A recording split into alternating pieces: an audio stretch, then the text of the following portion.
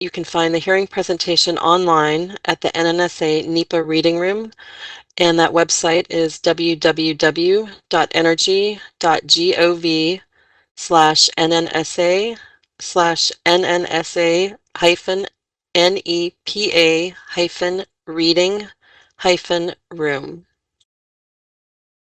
And here's our agenda for the meeting today. During this presentation, we will be introducing ourselves, explaining some details related to the scoping meeting, providing an overview of the PIT production process and the NEPA process, and providing contact information and specific details about the scoping comment period.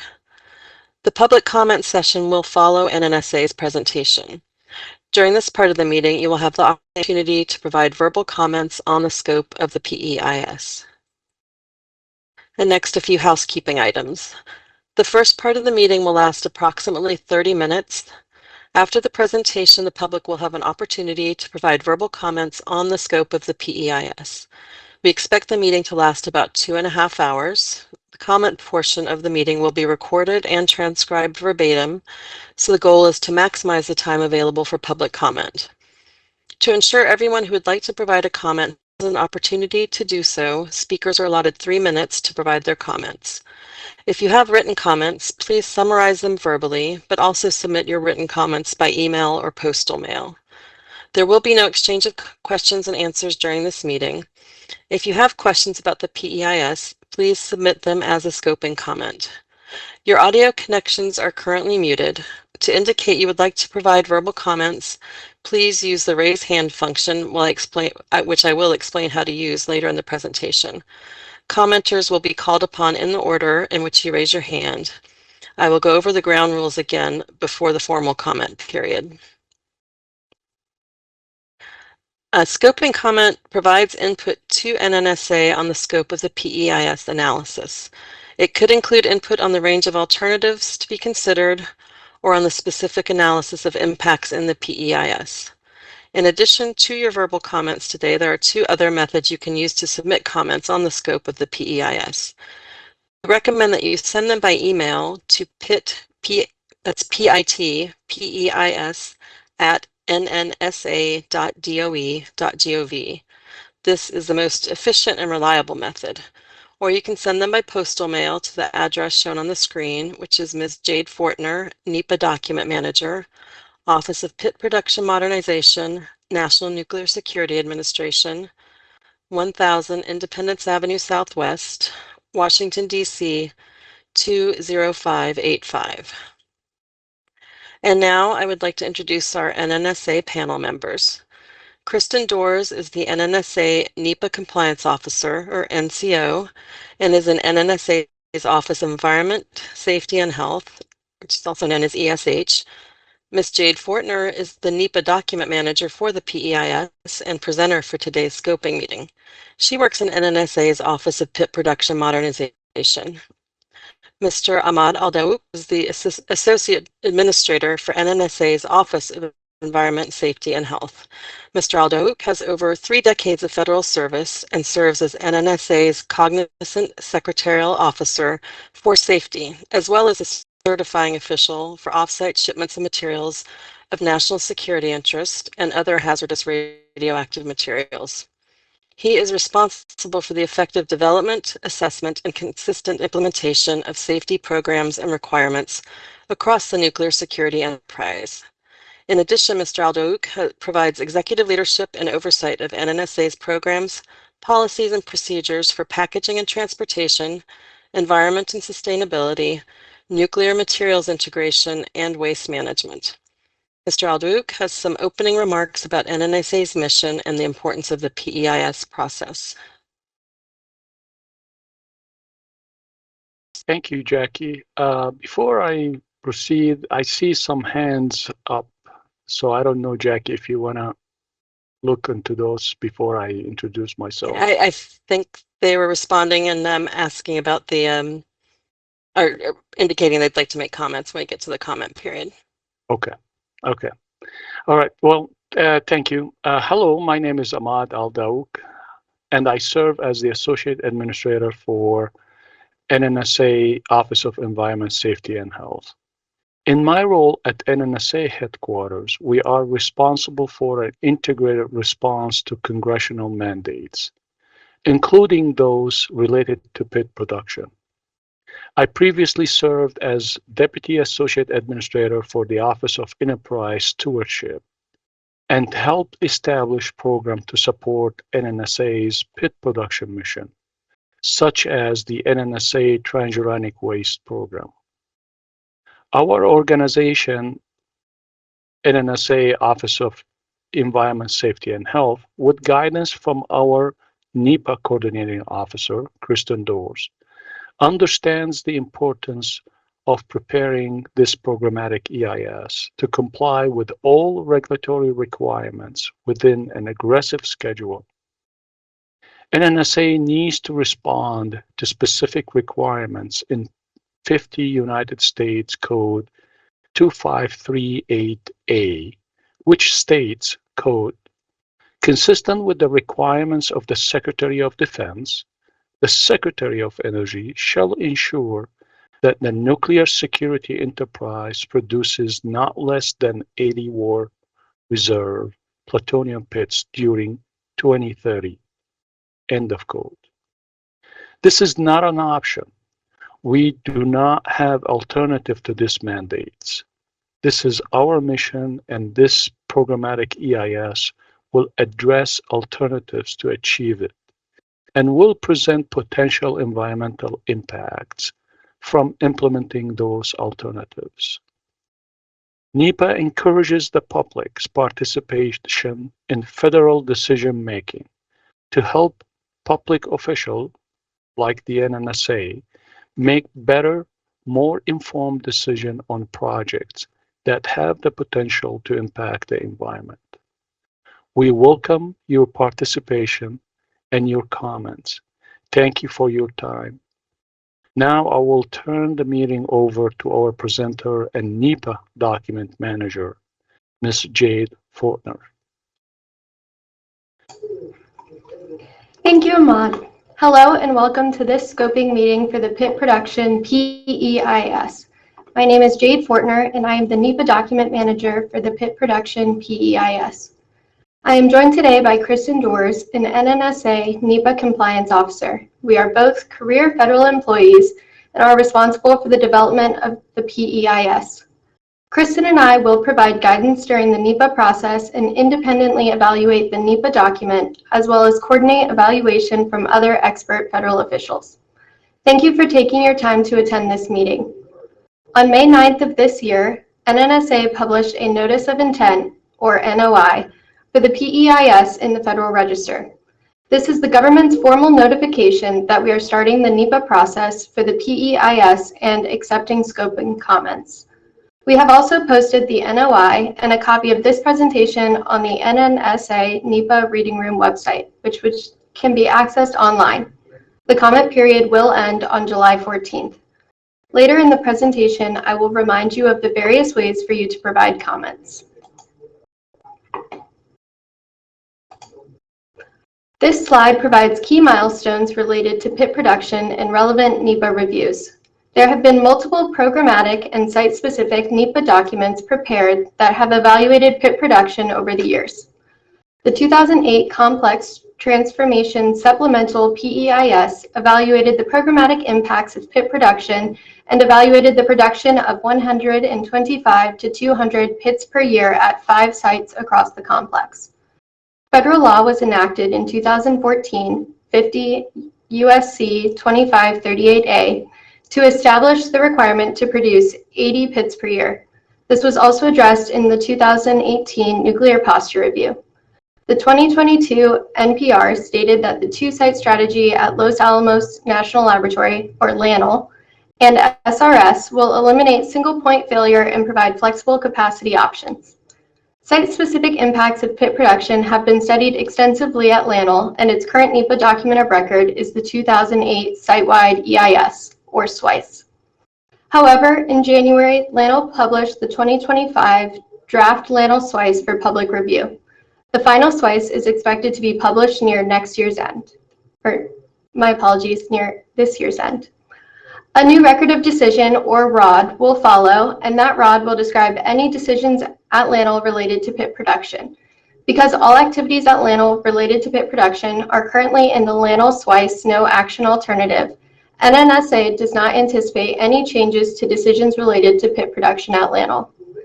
In 2020, NNSA published a final EIS and ROD on pit production at SRS. That decision was the subject of litigation, which brings us to here today. This PEIS will evaluate the programmatic impacts of pit production at single and multiple sites. NNSA expects to publish a final PEIS in 2026. A new record of decision will follow, and that ROD will describe any decisions related to pit production. NNSA published the final EIS and ROD for the SRS pit production EIS in 2020. Since 2021, NNSA and the Department of Justice have been working with the plaintiffs and the court to resolve a dispute about NEPA coverage. Earlier this year, parties signed a settlement agreement, which was subsequently approved by the court. The agreement has specific requirements for the NEPA process that are in addition to those requirements in DOE's NEPA implementing procedures, or 10 CFR Part 1021. These include preparing the PEIS and ROD within 2.5 years of the signed settlement agreement by July of 2027, allowing 45 days of scoping after the last scoping meeting, ending on July 14th, provide for a longer comment period on the draft PEIS of 90 days, and holding a minimum of 5 public hearings in specific locations, such as Aiken, South Carolina, Kansas City, Missouri, Santa Fe, New Mexico, Livermore, California, and Washington, D.C., and any other location that NNSA deems relevant to the PEIS. Additionally, until a ROD is published, NNSA will not introduce or process any nuclear material in the Savannah River Plutonium Processing Facility at SRS, install any classified equipment in the main process building at SRS, or begin field construction of certain waste storage inspection stations or the waste characterization lab. One of the hallmarks of the NEPA process is to provide for public and government involvement. NEPA involves a legal requirement that federal agencies involve the public when preparing an EIS, and this involvement provides for better decision-making. The scoping process assists NNSA in formulating the proposed action, refining alternatives, and defining the scope of the PEIS analyses. NNSA will consider all comments received to define the scope of the pit production PEIS. The NEPA process for this PEIS involves multiple steps and opportunities for public, stakeholder, government, and tribal involvement. The NOI is only the start. The next major step will be the development of the draft document and making that document available for a comment period. As the schedule shows, NNSA expects to issue a draft PEIS in early 2026. Once that is complete, NNSA will hold at least 5 public hearings to receive comments on the draft PEIS during a 90-day comment period, and will again request that the public, tribes, governments, and other stakeholders provide comments to improve the final PEIS. The Notice of Intent establishes the purpose and need for NNSA's proposed action evaluated in this PEIS. This purpose and need is based on federal law and national policy as identified in the Nuclear Posture Reviews published in 2018 and again in 2022. The national security policies of the United States require a safe, secure, and reliable nuclear weapons stockpile and the maintenance of core competencies to design, manufacture, and maintain nuclear weapons. The 2022 Nuclear Posture Review identified plutonium pit production as one of the highest priorities in the modernization of our nuclear security enterprise over the next 10 years. To meet the need outlined in congressional legislation and requirements delineated by the Department of Defense, DOE and NNSA must establish a workforce and infrastructure capable of producing no fewer than 80 pits per year as soon as possible, while eliminating single-point failures and providing flexible capacity options. Per federal law at 50 U.S. Code 2538A, NNSA is mandated to manufacture no fewer than 80 War Reserve pits per year by 2030. First, a brief summary about pits and pit production. A pit is a hollow sphere of plutonium that, when uniformly compressed by explosives inside a warhead or bomb, causes a nuclear explosion. Pits are key elements of U.S. nuclear weapons. The laboratory at Los Alamos produced the first plutonium pits in 1945. Since then, LANL has done pit production for research purposes and from 2007 to 2011 to replace the pits in certain warheads carried on submarine-launched missiles. LANL is currently developing pits for the nuclear stockpile and PF4, but not enough to meet the congressional requirement. NNSA has also begun the process of modifying an existing facility at the Savannah River site in South Carolina to also produce pits. This slide presents a simplified overview of the pit production process. The process involves receipt and storage of nuclear and non-nuclear materials and components received from other locations. For instance, some of the non-nuclear components are received from the Kansas City National Security Campus, while most of the plutonium feed material would come from older pits that are currently staged at the Pantex plant in Texas. Most of the other processes, such as feed preparation, purification, and manufacturing, are performed in glove boxes in tightly controlled environments. The end result is a new pit that meets rigorous standards, and these new pits are returned to the Pantex plant for staging. There are radioactive and hazardous waste streams that are generated as a result of the pit production process. Management of these waste streams is key to the success of the pit production mission. The PEIS will include a discussion of the process that is used to produce plutonium pits and the potential alternative sites that have the necessary infrastructure that could be used for pit production. As identified in the NOI, the no-action alternative will be based on NNSA's prior decision to produce 30 pits per year at LANL, with surge efforts to produce up to 80 pits per year. This decision was announced in a record of decision in the Federal Register in September of 2020. It should be noted that the no-action alternative alone may not satisfy NNSA's purpose and need to produce no fewer than 80 pits per year, while eliminating single-point failures and providing flexible capacity options. The PEIS action alternatives will include multi-site production and could vary by the production site location, such as SRS and LANL, and by the capacity or production rates that may also be considered for each site. NNSA will also consider input from scoping comments before determining the specific range of reasonable alternatives to be presented in the draft PEIS. This slide depicts the 8 major sites of the Nuclear Security Enterprise, or NSE, that support the goal of maintaining a safe, secure, and effective nuclear weapons stockpile. Activities at these sites include research and development, or R&D, production of nuclear and non-nuclear components, and assembly, disassembly, and staging of nuclear weapons. Different sites have different functions. For instance, LANL and SRS are the 2 sites with the existing infrastructure necessary for pit production. Kansas City produces non-nuclear components. Lawrence Livermore National Lab and Sandia National Labs, LANL, and the Nevada National Security Site all perform experimentation, certification, and evaluation activities. Plutonium staging occurs primarily at Pantex, but also at LANL, SRS, and in Nevada. Y-12 in Tennessee manages highly enriched uranium. Per the settlement agreement, NNSA will focus the PEIS on the production of plutonium pits at multiple or single sites. NNSA does not intend to evaluate alternatives related to NSE operations or configurations in this PEIS. Direct results of pit production include the transportation of radiological materials and disposal of waste. The PEIS will specifically evaluate the potential environmental impacts of transporting pits and pit components to and from sites within the NSE, as well as the transportation and disposition of waste that are generated from pit production activities.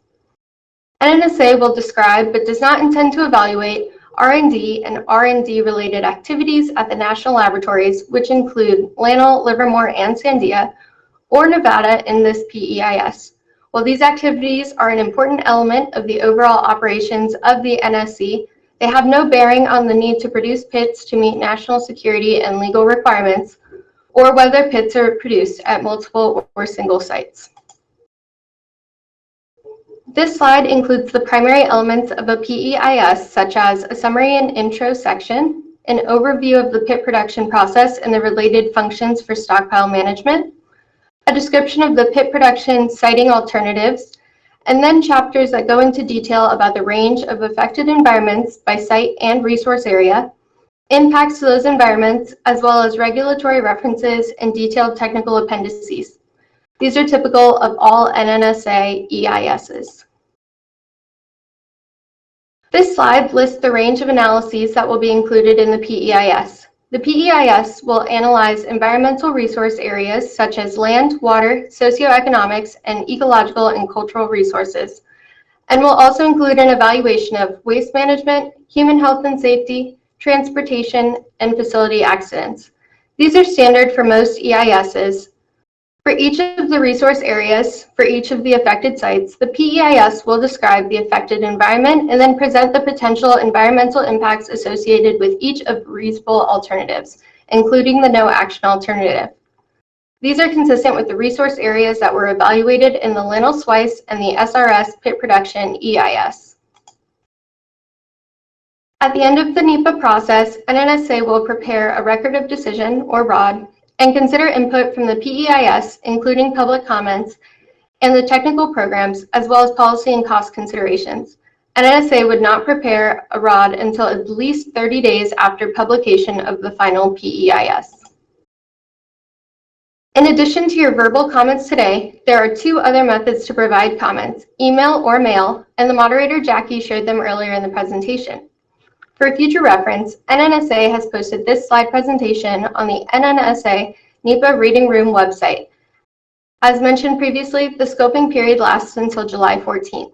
The next opportunity for public input will follow publication of the draft PEIS expected in early 2026. The notice of availability of the draft PEIS will be announced by the EPA and NNSA in the Federal Register, as well as with a notice to members of the public on the mailing list. The notice of availability will also be published on the NNSA NEPA Reading Room website. Thank you for your attention, and I thank you for being part of this process. We will now begin the formal comment portion of this scoping meeting, and I will hand it back to Jackie. Thank you, Jade. To indicate you would like to make a comment, please use the raise hand tool on the Teams screen. As shown on this slide, you can click on the hand icon on the toolbar located on your screen. If you're joining us by phone only today, you can dial *5 to raise and lower your hand. When it's your turn to comment, you will receive a notification through Teams that you should unmute your microphone by dialing *6. Please state and spell your name and organization, if appropriate, before beginning your comment. To maintain your place on the list, leave your hand raised until you have made your comment. I would ask that everyone please be respectful of others, even if you don't agree with their position or comments. And we will now begin the public comment portion of our meeting, which is being recorded. This portion of our meeting is officially designated as a scoping meeting for the Programmatic Environmental Impact Statement for pit production. This meeting is being held online and on the telephone on May 27th, 2025, using Teams. It is being held to receive comments on the scope of the pit production PEIS. There will be no exchange of questions and answers, and we are commencing the public comment portion of this meeting at 5:24 p.m. Eastern Time and are scheduled to adjourn at 7:30 p.m. Eastern. Each speaker will have up to 3 minutes in order to maximize the number of people that have the opportunity to provide oral comments. This comment period was preceded by a presentation by NNSA's NEPA document manager, Ms. Jade Fortner. She, along with Ms. Kristen Dorr, the NEPA compliance officer for the pit production PEIS, will represent the NNSA in listening to and accepting your comments. For the record, my name is Jacqueline Boltz. I've been asked by the NNSA to serve as the moderator for this meeting. As previously mentioned, this meeting is being recorded, and the recording will be used to produce a verbatim transcript of verbal comments received. The transcript of the comments received will be included in the NNSA's record of these proceedings and summarized in the draft PEIS. If you'd like to make a comment during this meeting, please use the raise hand feature in the Teams meeting as shown on the screen. For those of you on the phone who wish to make a comment, as I mentioned, you can dial *5 to raise your hand. To maintain your place on the list, leave your hand raised until you have made your comment. I will recognize speakers in order and will try to identify 3 speakers at a time, the current speaker and then the next 2, so that you'll have some warning before you are to speak. When it's your turn to speak, you will receive a request to unmute your line if you're on the phone, or if you're joining us in the Teams browser, you will click on the microphone once you're given access to it, and then begin speaking. Please state and spell your name and affiliation if appropriate. If you have a written copy of your comments or a written document you'd like to submit, send it in via email or postal mail using the addresses that have been provided and will be provided again at the end of the meeting. Each comment will be considered equally by the NNSA. You may submit comments by email or U.S. mail anytime until the close of the comment period on July 14th. There's no limitation on the number or length of comments an individual may submit. If you're having technical difficulties, please visit the team support page. Remember the time limit and focus your comments on the scope of the PEIS. As I mentioned, I would ask everyone to please be respectful of others, even if you don't agree with their position or comments. When you have 30 seconds remaining, I'll signal to you as discreetly as I can to summarize your remaining comments as quickly as possible. So let's get started. Our first speaker will be John Burrows, followed by Patrick Bosold and Henry M. Stover. So John Burrows, let me allow you access to your microphone. You should be able to unmute yourself. And again, please state and spell your name before you make your comment. John Burrows, you're our first speaker. Can you please unmute yourself? Okay, and if for some reason you've raised your hand, we have about 26 people that have raised their hands. If you're not interested in making a comment, please click on raise hand to lower your hand if you don't care to make a comment. We'll move on to Patrick Bosold, who's the next speaker on the list, who will be followed by Henry Stover and Mary Olson. Patrick Bosold, would you like to go ahead and make your comment? You can unmute your microphone.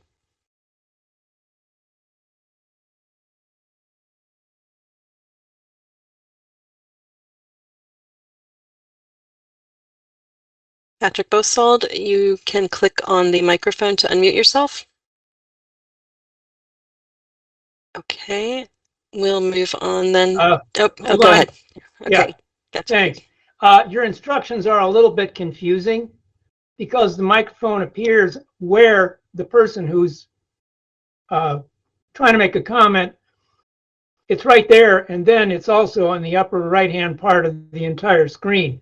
FYI, that's probably just what happened to Mr. Burrows. Okay. My name is Patrick Bosold, B-O-S-O-L-D, first name Patrick. And I just got taken off a video, but that's all right, I guess. I am holding up a book. It says Nuclear War, a Scenario by Annie Jacobs. It was published last year. I wish to assert to the NNSA that you cannot discuss the environmental impact of pit production without discussing the environmental impact of what's going to happen if they ever get used. And if you say, we're never going to use them, then don't make them. So, Ms. Jacobson makes the point that in the course of writing her book, which describes what will happen over a matter of a couple of hours, which will basically create the end of anything known as culture over the last 12,000 years, we will have found out that the enemy wasn't Russia or China or Iran or America. It was the nuclear weapons that were the enemy of all of us. So my suggestion here is let's get rid of this enemy. We don't need any more nuclear pits. I heard what you said about what you're supposed to be doing by congressional mandate. Trust me, a lot of people are talking to everybody they can in Congress about this. This program, its best possible outcome would be to shut it down. And there is so much more that you could do with the money that's going to be plowed into this entire operation. It's mind-boggling to even think about it. It's even more mind-boggling to think about the fact that you folks plan to go ahead with this. So my comment to the NSA is this: don't do it. Just don't. Thank you. Thank you for your comment. And we will see if Mr. Burrows is available. Let me give you access to your mic. As Mr. Bosold mentioned, there are two places where you can unmute your microphone. One is if you're on a computer at the top of the screen, you can see the microphone icon, or you can see it next to your name in the participant panel. So Mr. Burrows, if you'd like to go ahead. And John Burrows will be followed by Henry Stover and Mary Olson. Okay, so we will move on to Henry Stover. Henry Stover, you should have access to your microphone, and the next speaker after you will be Mary Olson, followed by Scott Hatfield. Henry Stover, can you unmute your microphone, please? Can you hear me? Yes. Go ahead. Thank you. Henry Stover, Stoever.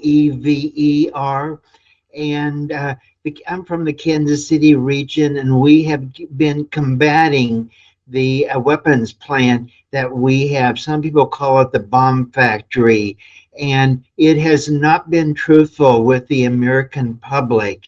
It is like hidden in sight, in plain sight. I have 4 points that I wish to make. Our granddaughter, Emmy Jane, is in a play called The Little Mermaid. And The Little Mermaid is focused on the eternal soul that lives on in heaven. Now, mermaids do not have that. And her grandmother said, well, only humans do. She is wanting to marry a prince and then be able to learn and obtain this soul in heaven, and she does many good works. So I think that is a legacy that we have. Are we involved in good works for lives? The second thing is I am reading the book, What is Life Worth by Kenneth Feinberg. And he was the super master of 9/11, where 5,562 people died in New York, at the Pentagon, and so forth. And he had to meet with all the families, and he had to weigh, how much should they receive of the $7 billion? And I'm asking you to calculate the value of each and every life from the production and use of these plutonium pits. Do we all share a responsibility in the impending deaths and injuries from these weapons of mass destruction? Why are we going down this blind alley? Number 3, active oil wells are within 2 miles of the Kansas City National Security Campus. If you drive down Highway 150, you will see these pumping, and so I am saying gasoline does not mix with these weaponry just 2 miles away. I think it is a terrible misjudgment. And the last point I want to make is a joint statement of the leaders of the 5 nuclear weapon states on preventing nuclear war and avoiding the arms race was done on January the 3rd, 2022. And yes, China, France, the Russian Federation, United Kingdom, and the US, we all signed, we affirmed that we will do whatever we can to prevent this arms race, because they say in their statement, there are no winners. We are If you all... could wrap up your comments, please. Okay, fine. I also am very emotional about this subject because I am the victim of the Holocaust, and we are having the same, but on a grander scale. I have sent in my statement by attaching it to an email, but thank you for your time. Thank you. Thank you for your comment. And our next speaker will be Mary Olson, followed by Scott Hatfield, and then Joanne Sweeney. Mary Olson, if you could please unmute your microphone and state and spell your name and affiliation.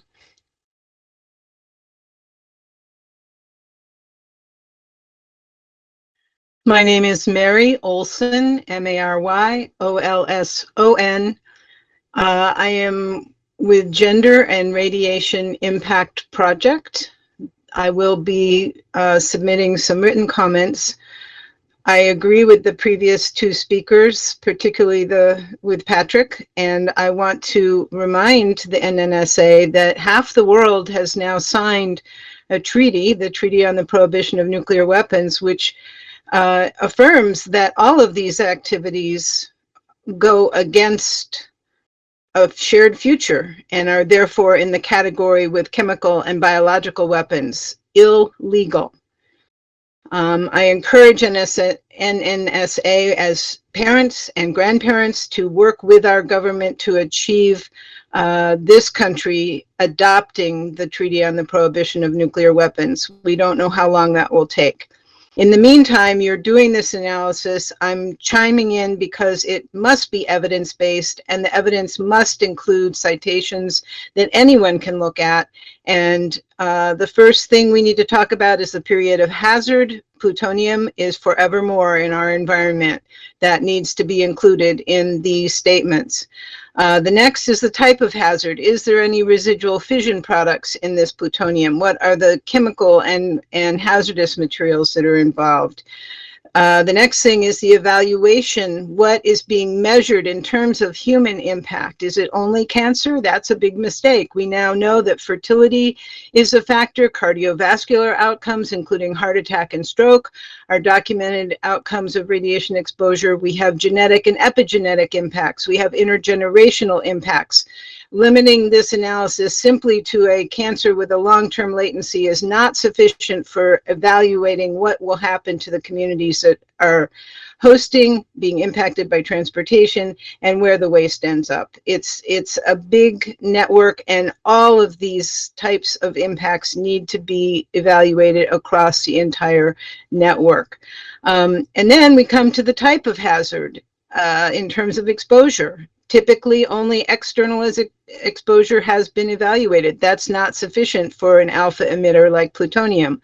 We have a whole growing literature that rejects the relative biological effectiveness model of the ICRP for the evaluation of internal exposure.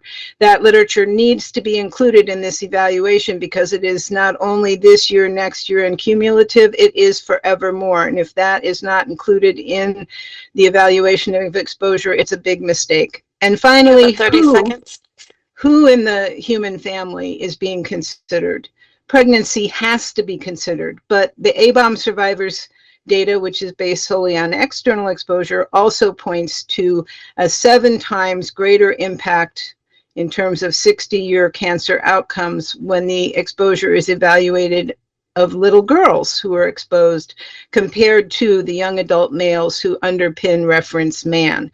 If reference man is being used in this evaluation, it must be cited. It must be done with all kinds of citations as to why that is appropriate. And with a 700% difference, I don't think it is. We have to look at who is most harmed. Thank you. Thank you for your comment.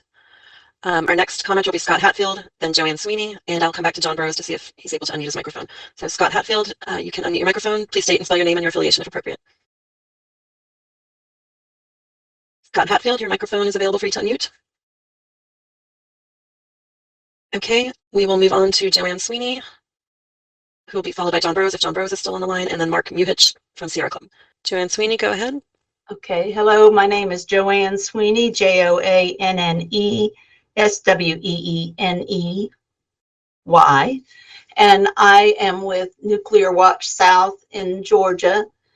And I have comments to make to Mr. Al-Dawk, if that's the way to pronounce his name. He said he is in charge of sustainability and security, and there is nothing sustainable about taking care of the waste that comes from any kind of development of plutonium pits. There's nothing secure about growing the nuclear weapons complex and building new nuclear weapons. Our only security should be for better health, better environment, and better education for our children. And none of this is happening when we're building these terrible illegal weapons that go against the whole life cycle on Earth. So I would just say he's not doing his job if that's what it's about. And this whole idea that it's a law to have 80 new plutonium pits is ridiculous. That law needs to be changed, just like slavery. It's wrong. It's wrong-minded. It's very exploitive. It's very dangerous to the well-being of our country, of my 13 grandchildren, my children, all my relatives. So I would just like to say that this whole idea has to be scrapped in order to be safe and secure in our nation and in our world. my father worked in the weapons industry to raise 7 children, and he told me before he died of cancer that they thought they were making this world more secure and safer for their children, their nation. And he said, all we have done is pollute the ground. We're all dying of cancer and heart disease. And if you have a better way, you have my blessing. Now, he was a veteran of World War II in the Pelelius and a very proud American. And he gave his blessing to change the way we're doing this. And so that's what I'm following through on. And I think that everyone that is privy to this hearing and to this process needs to think hard about that, and to just refuse to spend another dime on this. And we need to have life-giving focus, not life-ending focus. That's it. Okay, thank you very much for your comment. I believe Scott Hatfield is next and had dropped off. Let me see if Mr. Hatfield, let me unmute your microphone. If you'd like to go ahead with your comment. You should be able to unmute your microphone now. And again, if you are trying to unmute, you can either see the microphone in the toolbar on your screen or in the panelist or attendee list next to your name. Okay, I think John Burrows. I'm sorry, Scott Hatfield, are you able to unmute your microphone? Okay, we'll go to John Burrows. John Burrows, your microphone is available if you're able to unmute, and then you'll be followed by Mark Newhitch and Kate LaBerge. Here's that John Burrows is still having difficulty with his microphone. Sometimes you may need to leave the meeting and rejoin. I will make note of your name if you raise your hand and keep you in the order in which you raise your hand. So we'll move on to Mark Newhitch from Sierra Club, who will be followed by Kate LaBerge and Doug Michaeljohn. Mark Newhitch, your microphone's available. Mark Newhitch from Sierra Club, are you able to unmute your microphone? Okay, we will move on to Kate LaBerge, followed by Doug Michaeljohn and then Scott Yount. Kate LaBerge, your microphone is available. You need to click on the microphone icon, as you can see here on the screen, to unmute your microphone.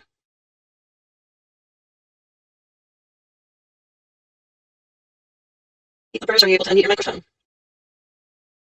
We will keep moving and I will come back as I keep in order here on the screen.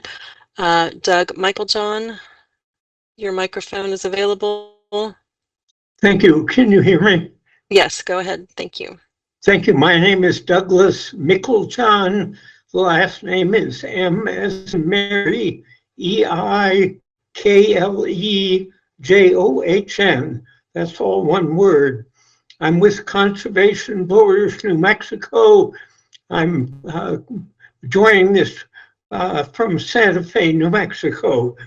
As previous speakers have pointed out, the development of these pits is unsafe. It's also unnecessary for maintenance of the nuclear stockpile.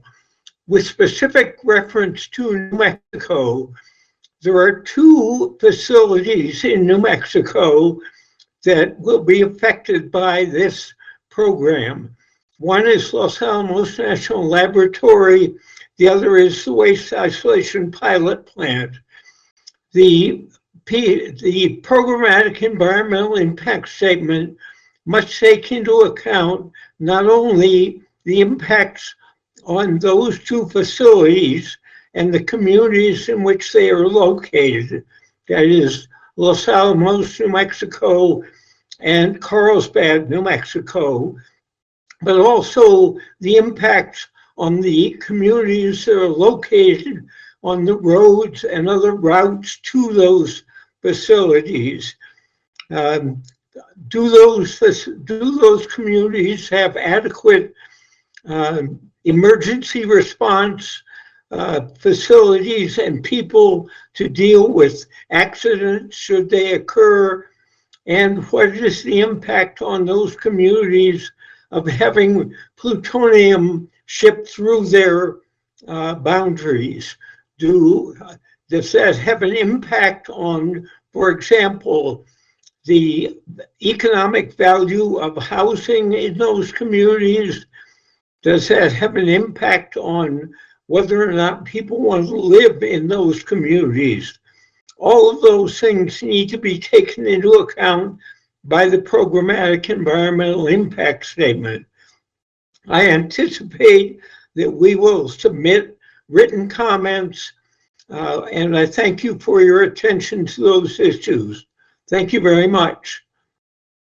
Thank you for your comment. I'm going to go back to a couple people that were at the top that had challenges with their microphones. John Burrows, you'll be next, followed by Scott Hatsfield and then Pete LeBurge. John Burrows, and as a reminder, your microphone unmute tool is in the top right of the screen. John Burrows, go ahead. I can see your mic is open. My name is John Burrows, B-U-R-R-O-U-G-H-S. I'm Senior Analyst for the New York City-based Lawyers Committee on Nuclear Policy and a member of the Board of Directors, Western States Legal Foundation, based in Oakland, California. The PEIS should address a denuclearization alternative in which there would be no plutonium pit production at Los Alamos National Laboratory, Savannah River site, or elsewhere. During a February 13, 2025 press conference, President Donald Trump said that once things settle down, his administration plans to discuss denuclearization and reducing military spending with the Russian Federation and China, stating, quote, "There's no reason for us to be building brand new nuclear weapons. We already have so many, you could destroy the world 50 times over, 100 times over." And on several other occasions, he has made similar statements regarding denuclearization. His remarks are consistent with the aim of previous presidents, notably Ronald Reagan and Barack Obama, to work toward and achieve a world free of nuclear weapons. Moreover, President Trump's remarks are in line with U.S. obligations under the Nuclear Non-Proliferation Treaty. Article 6 of that treaty provides each of the parties to the treaties undertakes to pursue negotiations in good faith on effective measures relating to cessation of the nuclear arms race at an early date and to nuclear disarmament. I quote the article partly because I want to draw attention to a frequently overlooked element of Article 6, cessation of the nuclear arms race at an early date. Production of pits for new design warheads on a new delivery system, the Sentinel ICBM, and on submarine-based ballistic missiles qualifies as nuclear arms racing. The United States is obligated to pursue negotiations to cease such arms racing at an early date. In its 1996 advisory opinion, the International Court of Justice interpreted Article 6, stating, quote, "The legal import of that obligation goes beyond that of a mere obligation of conduct. The obligation involved here is an obligation to achieve a precise result, nuclear disarmament in all its aspects, by adopting a particular course of conduct, namely the pursuit of negotiations on the matter in good faith." About 30 seconds left. NPT Article 6 is part of the law of the land under the U.S. Constitution, and the United States has consistently affirmed its intent to fulfill Article 6, most recently at an NPT meeting held in New York at the UN just a few weeks ago. Analysis of a denuclearization alternative in the PEIS accords with Article 6. In the context of a long-duration, nationwide program with major security and environmental dimensions, a programmatic review encompassing a denuclearization alternative would inform whole of government decision-making. Thank you. Could wrap up your comment, please? Thank you very much. Thank you. Okay. Okay. And as I said, we'll go back through the list of folks that had some issues at the beginning. I'm Scott Hatsfield. You'll be next, followed by Mark Muhich, and then Pete LeBurge. So Scott Hatfield, just a moment. Let me. Yeah. Okay. And Mr. Burrow, if you can mute your microphone again. Scott Hatfield, are you done your microphone? Again, the microphone icon is in the top of the screen. It should be in the top right.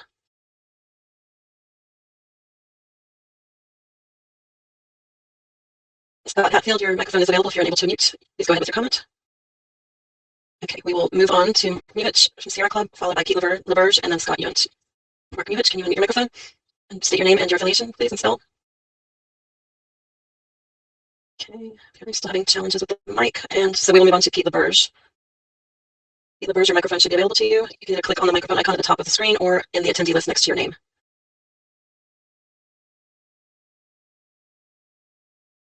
Okay, well, we will move on to Scott Yunt, who will be followed by Craig Fisk, and then Reg. Scott Yunt, your microphone is available if you please state and spell your name and your affiliation. Scott Yunt from Tri-Valley Cares, you're our next speaker. Okay, we'll move on to Craig Fisk, followed by Reg, and then Glenn Carroll. Craig Fisk, your microphone is available now. State and spell your name once you're able to unmute your microphone.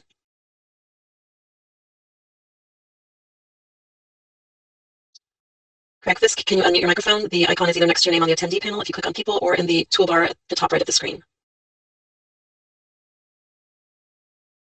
Okay, I will come back to Scott Yunt and Craig Fisk in a moment. Reg, I'm giving you access to your microphone now. If you could please unmute yourself, state and spell your name and your affiliation.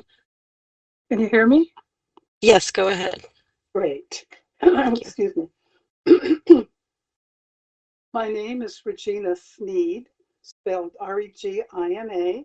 Last name S as in Sam, N as in Nancy, EED as in David.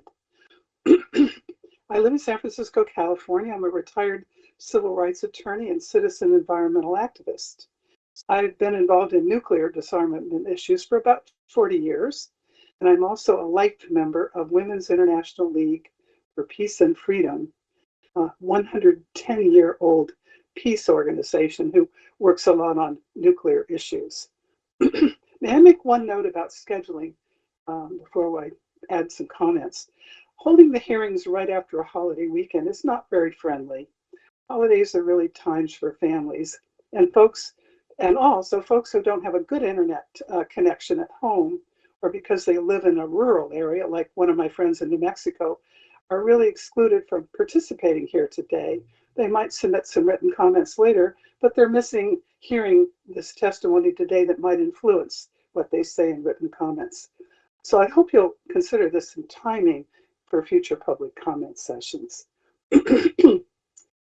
Also, the Teams, it would be helpful to know that Teams is being used other than Zoom. I think some people are having trouble downloading Teams and getting the settings. It took me about 10 minutes to get my microphone to work. So that might be helpful to know in advance. Today, I'd like to mention a few items that are kind of missing from the notice of intent that should be considered. Why aren't we looking at the question of whether deterrence is really the best policy for the nuclear arms rates? I endorse Dr. Burrow's comments about the TPW, et cetera. I think those are important considerations. Why aren't we asking how expanding PIP reduction really meets the goals of the NPT obligations to reduce nuclear weapons?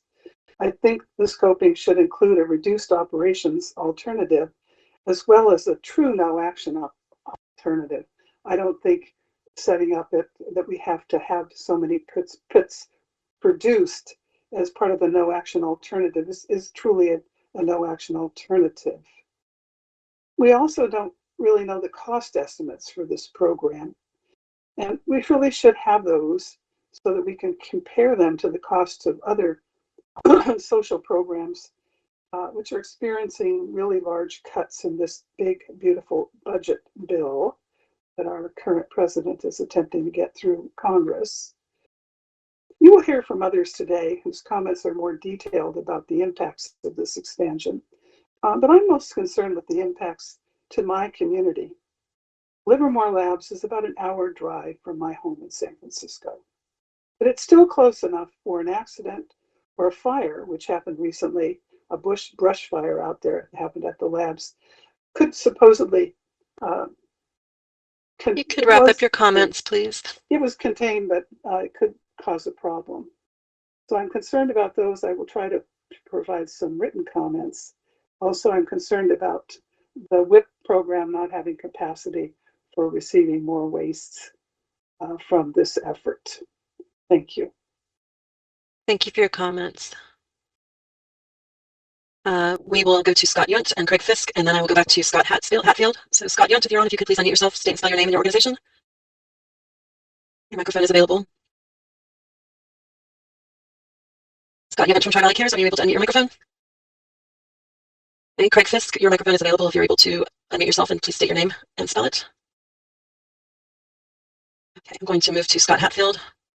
Scott Hatfield, your microphone is available. You'll need to click on the microphone icon to unmute it.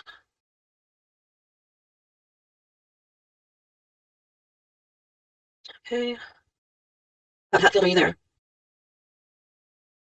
Okay, and one last person that was unable to unmute earlier, we'll move to Mark Muhich from Sierra Club. Your microphone is available to you. If you can unmute yourself, please state your name and your organization. And the microphone icon is in the top right if you're joining on the Teams platform on a computer or next to your name. Okay. All right, I will try to come back to these folks. Next up will be Glenn Carroll, followed by Cynthia Wheeler, and then Greg Mello. Glenn Carroll, your microphone is available if you'd like to unmute yourself, and please state and spell your name and your organization. Okay. Glenn seems to have dropped off. So Glenn has just rejoined the meeting. Let me, Glenn Carroll, you are still interested in making a comment? Glenn Carroll, please raise your hand. And in the meantime, we'll move to Cynthia Wheeler. Cynthia Wheeler, your microphone is available if you'd like to make a comment. Please unmute yourself and state and spell your name. Cynthia Wheeler. And Cynthia will be followed by Greg Mello and John Wilkes. Greg Mello, your microphone is available if you'd like to go ahead and make your comment. Can unmute yourself, please.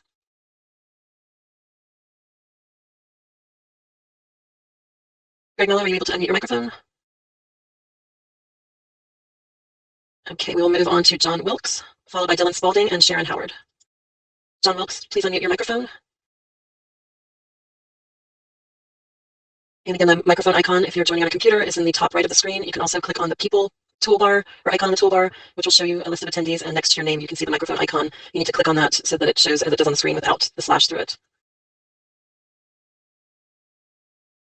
Okay, let me try again with people that are in the order here. Craig Fisk, if you're still on and would like to make a comment, your microphone is available. Okay, seem to be having some difficulties. Hey Jackie, this is Kristen. Could you try unmuting everybody? I can try that just a moment. I'm going to have to change the settings to do that. Okay. I will ask if I do that everybody only unmute themselves when they're called upon. Yes, please. Okay. All right, John Wilkes is ready to speak. Okay, John Wilkes, please go ahead. And we can hear you, John. Yeah, we do hear you. Thank you. I'm John, John Wilkes, Wilks. I'm the president of Veterans for Peace, the Albuquerque chapter. I'd like to restrict my comments to the issue of waste management. I'll start off by saying since 1942, the Los Alamos National Lab has been an absolute horrible neighbor. It has polluted and contaminated. It continues to this day. I understand the congressional mandate you're under to manufacture pits. The reality is pits generate waste, and waste is a horrible issue in the what I call military district of New Mexico, or the state of New Mexico. We cannot afford any more waste. Los Alamos is located on the Pajarito Plateau, a formerly sacred area to the indigenous peoples. The 1948 waste is in pits, sumps, and dumps. Some of it's as low as 10 to 12 feet below the surface. This waste must be excavated, exhumed, characterized, and removed from the plateau immediately. It is polluting the subterranean layers. We also have 2,500 55-gallon drums under a canvas tent in Area G. It is subject to fire damage from the frequent wildfires we have in the area of the Santa Fe National Forest. Those drums must be removed immediately. So we can't be generating more waste until we clean up the waste that's been at Los Al since 1948. The definition that DOE uses for legacy waste is ridiculous. They want to use 1999. The real date should be 1943. That's when the radiological waste, toxic chemical waste, and mixed waste was first generated. I want to make a comment that when the waste is characterized, the true waste is moved by truck to the WIP. The WIP is oversubscribed. DOE, apart from this pit project, needs to clean up, survey, characterize, clean up all of the sites that were involved in either the Manhattan Project, the Cold War, or industrial process since. The WIP About 30 cannot seconds, please. afford to accept the waste from the pit production. It's a single point of failure, which NNSA understands. For that reason, NNSA has made a proposal to establish 4 additional storage sites at LoSal in the event that the WIP is compromised. That would be more waste at LoSal. Unacceptable. I manage a project called the Plutonium Trail Caravan. Every year we move throughout the state on a different portion of the route that the waste from the 22 true waste generators take to the WIP to try to educate and If you inform could please the wrap public. up your comments, Mr. Wilkes. I would ask you to look at all of the impacts the waste takes from generation to storage to transportation to repository. Thank you. Thank you for your comment. Hello, this is Cynthia Wheeler. May I speak? Yes, you can go ahead. And then I'll get us back on track with the list, the people that were that had issues previously who have rejoined lower down the list. But go ahead, Cynthia Wheeler. And if you could speak up a little bit, it's a bit difficult to hear you. Please state and spell your name and your organization if appropriate. Okay, can you hear me now? It's still a bit faint, but go ahead. Yeah. Okay, I don't know why it's faint. Y'all have some real problems with just the structure of how this is not working. This is Cynthia Wheeler, CYNTHIA I'm co-chair of the 285 Alliance. We're 25 neighborhoods in New Mexico that are on the transportation route from Lennell to WIP. And we're furious that NNSA is putting us at risk, increasing the risk by wanting to transport more waste on this route. After hearing your intro, I can only emphasize that NNSA needs to do a better job of honestly informing Congress what it can and cannot do. It can't fulfill this project safely for the populace of the country. The most important and significant point of failure is storage of the waste. The waste from the program will overfill WIP. A second, third, or fourth repository will be needed, and this must be included in the PEIS. The PEIS also needs a true no-action alternative. And the fact is that scientists and engineers have no idea how to isolate this waste. WIP is guaranteed to last 10,000 years. The plutonium in the waste from these weapons pits will last 500,000 years. We can't make more waste until we know what to do with it. Thank you. Thank you for your comment. And just as a reminder for those that are having difficulty, there are other ways to submit your comments. I will go over those at the end of the meeting, but you can send them in by email and postal mail as well. And I'm going to go back to the couple of people that were at the top of the list who had difficulties. Scott Hatfield, if you're able to unmute yourself, you'll be next, followed by Pete LaBerge and Scott Yunt. You can hear me now? Yes, we can hear you. Please go ahead. Awesome. Finally, I got the mic to work. Okay. Yeah. Top of mind here is that NNSA needs to show a need for new pits. This should be considered a demand from most of these people who are speaking. The condition of the pit is probably still good, and the old ones, the aging tests have shown that there's no scientific need for new pits, that the old ones are working fine. The only need is political for new pits. The only rationale is one word, deterrence, but don't really scratch under the surface there. This is going to cause more proliferation. Other countries are going to want new pits. If we're going to be doing it, it could possibly lead to testing of pits. That could cause another nuclear arms race. These pits are good for 85 plus years. There's no reason to think that they aren't good for 100 years. The average age is only 40 years for these current pits. There's no new mining involved. That's good. You're recycling the old pits. And this is all if necessary for future weapons. You can use the current pits. The military doesn't want new pits.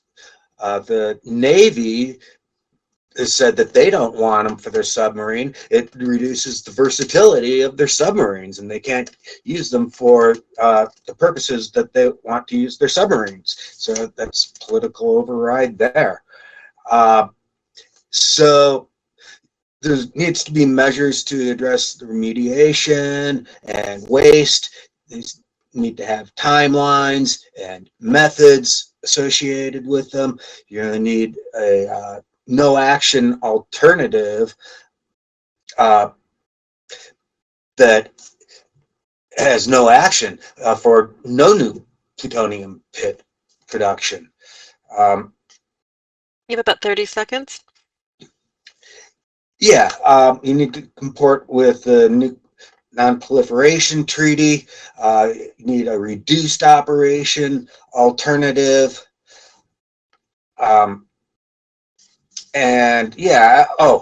My name is Scott Hatfield, Hatfield. I'm in Boulder, Colorado, 12 miles north of Rocky Flats, where it previously produced the pits. That was raided by the FBI, and the environmental operation was deemed a continued and ongoing criminal enterprise. And so they tried to arrest. I could ask you to wrap up your comments, please. So, yeah, hopefully you don't have to try to arrest another federal grand jury. Thank you for your comment. And next we will go to Pete LaBerge, followed by Scott Yunt, and then Craig Fisk. Peter LaBerge? Yes, can you hear me? Yes, go ahead. Thanks for your patience. No problem. I had to download the Teams browser. It wasn't working on the Teams app, but okay. Good. Thanks for that feedback. Okay. Yes, my name is Pete LaBerge. That's LaBerge. I live in Windsor, South Carolina, approximately 3 miles from the northeastern boundary of the Savannah River site. I speak today as a close neighbor to SRS who's concerned about several aspects of plutonium pit production at SRS. Because of time constraints, I'll limit my comments to safety of SRS employees and nearby residents, and I'll submit additional comments via email. On safety, I've got 3 issues. Over the years, there have been a number of radiation releases at SRS. In 2003, radioactive cesium-137 was found outside the northeast boundary of SRS. The radioactivity levels were 50 times that of the normal background.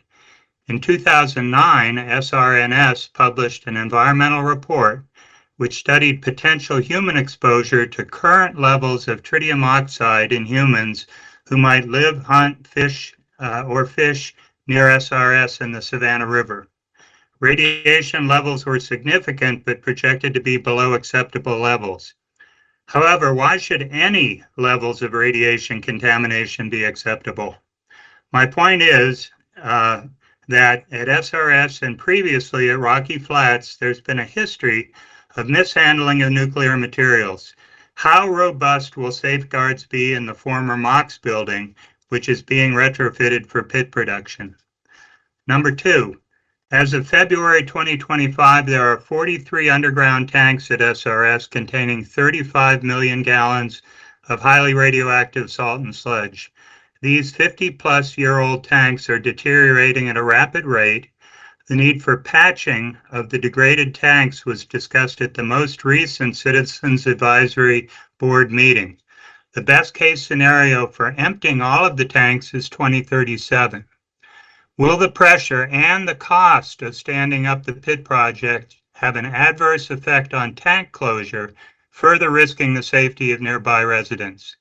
And finally, studies have shown that former SRS workers exposed to radiation at the site have a much higher risk of developing leukemia, other cancers, and illnesses than the general population.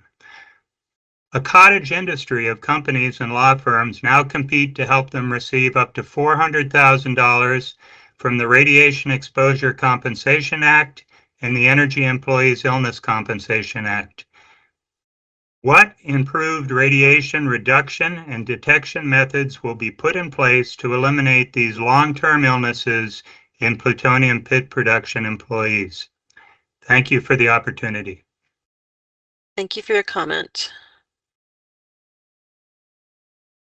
And we will move to Scott Yunt, followed by Craig Fisk, and then Glenn Carroll. Hi, my name is Scott Yunt, SCOTTYUNDT. I'm the Executive Director at Tri-Valley Communities Against a Radioactive Environment in Livermore, California.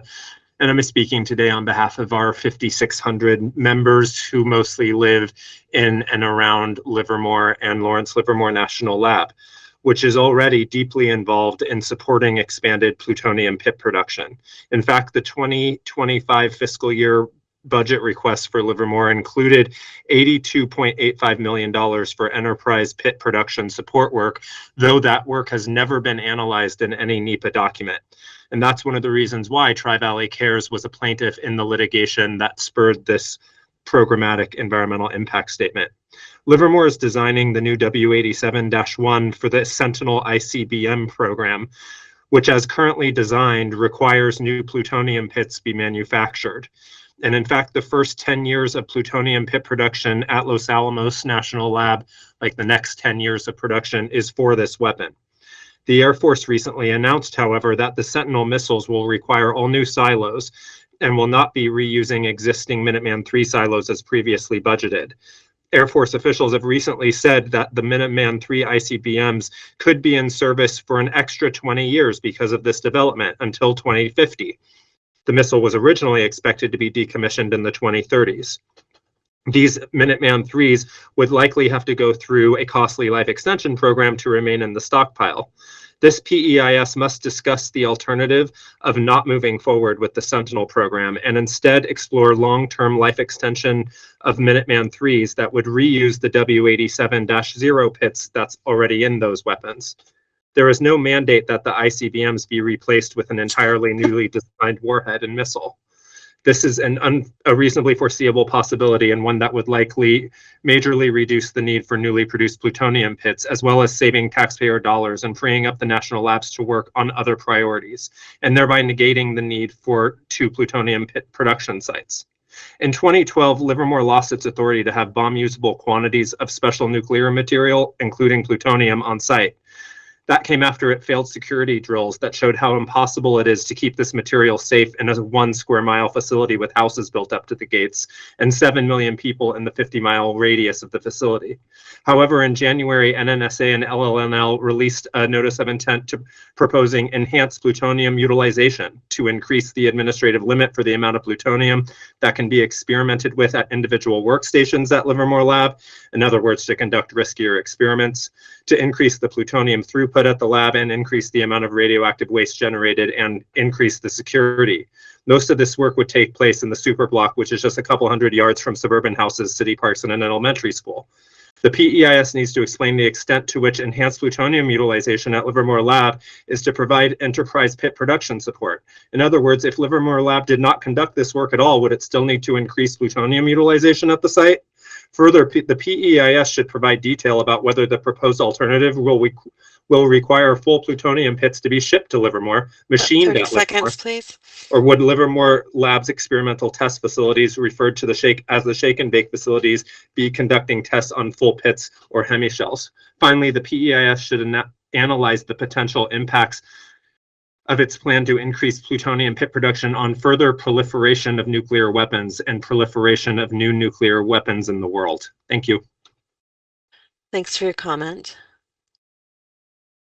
We will go to Craig Fisk, followed by Glenn Carroll, and then I believe Harry Richardson was also someone that had challenges earlier. So Craig Fisk, if you're able to unmute your microphone. Go ahead. Can you hear me now? Yes, go ahead. Yeah, the problem, by the way, is that you needed to unmute everybody. Once you did that, I was able to click the logo. Understood. Before that, it was grayed out. It was grayed out. I couldn't do anything at all. Anyway, my comment is basically in opposition, of course, to the proposal to do further nuclear work. My late father-in-law was one of two scientists who worked at Los Alamos in the original development of the atomic bomb. He was part of the Hans Bethe group, and he also wrote up the description of the discussion that had happened in Hiroshima. My son also worked in Hiroshima for the mayor's office, writing letters to then President George Bush about why it was a bad idea to do nuclear war and to have any kind of nuclear facilities at all. We've had several near accidents in the United States, which actually has pro and con to it, I suppose, because the pro would be that people would be much more concerned in a general way about what is going on here. And then the last point that I really wanted to address is the economics of doing further pit production. We currently have a national debt in the budget that's proposed of $107,000 per person in the US. And so we need to greatly reduce the military spending. We have 143 documented overseas military bases, 750 depending on how you count them. It's ridiculous. and so the spending on military production is actually a small part of that. But I really think it's an element of personal responsibility, both for Jacqueline Boltz and for Jade as well, that you think about what it is that you're doing here. I mean, I know there's a rationalization for why be part of the program. If I were part of this, I would just be persuading everybody to quit. Just quit. That's a very simple answer. Okay, thank you for allowing time to talk. Thank you. Thank you for your comment. Next will be Glenn Carroll, and then Harry Richardson, followed by Greg Mello. Glenn Carroll, can you hear me? Yes, go ahead. My name state and spell your name. Glenn Carroll. That's Glen as in nuclear, N as in nuclear, Carroll, Carroll. I'm coordinator of Nuclear Watch South in Georgia. We have not made pits for 35 years since the FBI raided Rocky Flats. In those 35 years, the International Court of Law has outlawed nuclear weapons. And in 2021, the UN Treaty on the Prohibition of Nuclear Weapons went into force. And as Mary Olson pointed out, is signed by half of the nations. Despite these realities, the US currently spends close to $100,000 per minute on nuclear weapons.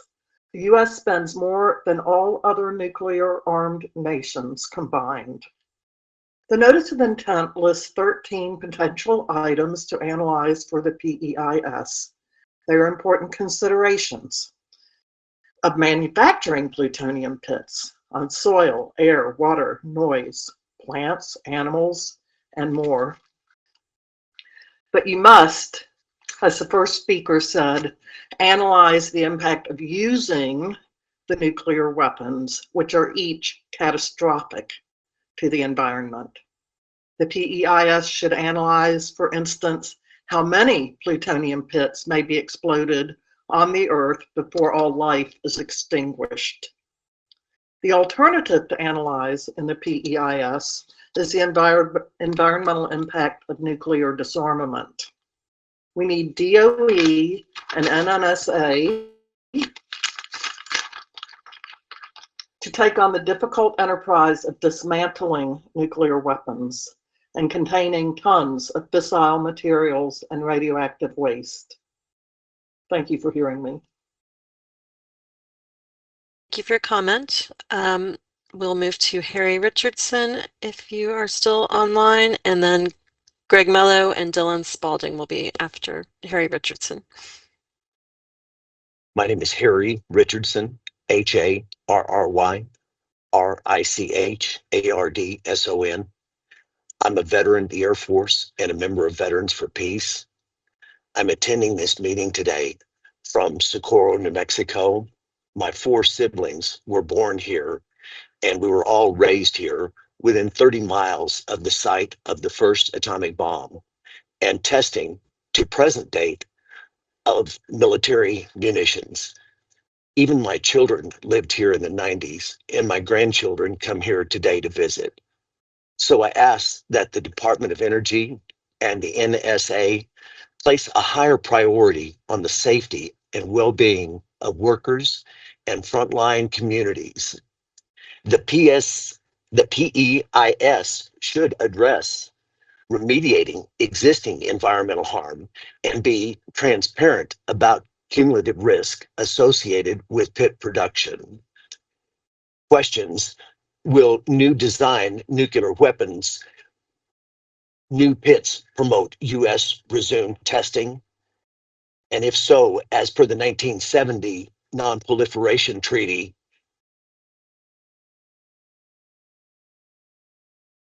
the 1970 Non-Proliferation Treaty, the official policy of the U.S. government is to pursue nuclear disarmament. How does this expanded plutonium pit production comport with that? Additionally, the PEIS time horizon is 50 years. In effect, nuclear weapons are forever.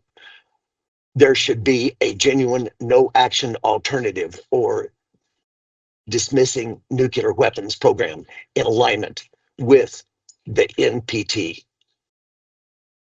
Thank you. Thank you for your comment. Next will be Greg Mello, followed by Dylan Spalding, and then Sharon Howard. Greg Mello, would you like to go ahead? Yes, my name is Greg Mello. I'm with the Los Alamos Study Group. Greg, G-R-E-G, Mello, M-E-L-L-O. Thank you very much for this opportunity to speak, and for the previous commenters who said many useful things. The setting aside my own preferences and opinions and that of our organization, we want to note that in our view, neither the executive nor Congress, let alone both, is going to set the U.S. on a path that has no pit production facility. At the same time, it is not necessary to build pits for any existing or planned U.S. nuclear weapons system until at least 2040. And NNSA as well as DOD already know this. NNSA will not, under any circumstances, meet the statutory pit production obligations that have been cited in this hearing, as NNSA has already testified to Congress. NNSA is operating independent of statutory requirements now. And while the TPNW is inapplicable legally in the US, the Non-Proliferation Treaty definitely is applicable, and its requirements should be met and really must be met to be legally compliant. The skipping ahead, the present no action alternative should be revised to be one of no pit production. NNSA doesn't believe that's reasonable, but even if that were true, the reasonable criteria doesn't apply to the no action alternative. It is reasonable, foreseeable, and it's indeed planned for the W87-0, the present warhead, to be used on the much delayed Sentinel. That said, enduring LANL pit production at any scale is not a reasonable alternative. NNSA did not think it was in 2017 and has no analysis of alternatives or engineering assessment to support that alternative. In October 2017, NNSA's only analysis of alternative rejected the present NAA as unreasonable, despite the laws cited, as well as rejecting two-site pit production. About 30 seconds. At least a decade. And this we recommend as a way to comply with all applicable laws. The scope of the PEIS should be confined to the national impacts of acquiring alternative production levels at SRPPF and eventually actually producing at those levels, even though no record of decision is required to actually produce at this time. Appreciate the opportunity to comment. Thank you very much. Thank you. Dylan Spalding will be next, followed by Sharon Howard and Jay Coughlin.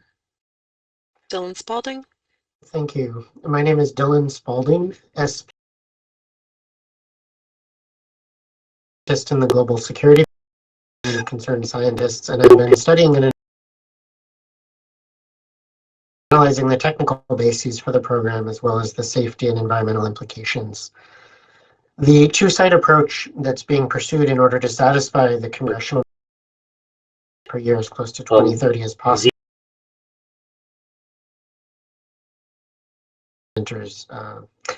Say, although plutonium aging is often cited as an urgent requirement to resume production, analysis from UCS and others finds that plutonium aging is not a viable motivation for pit production at this time.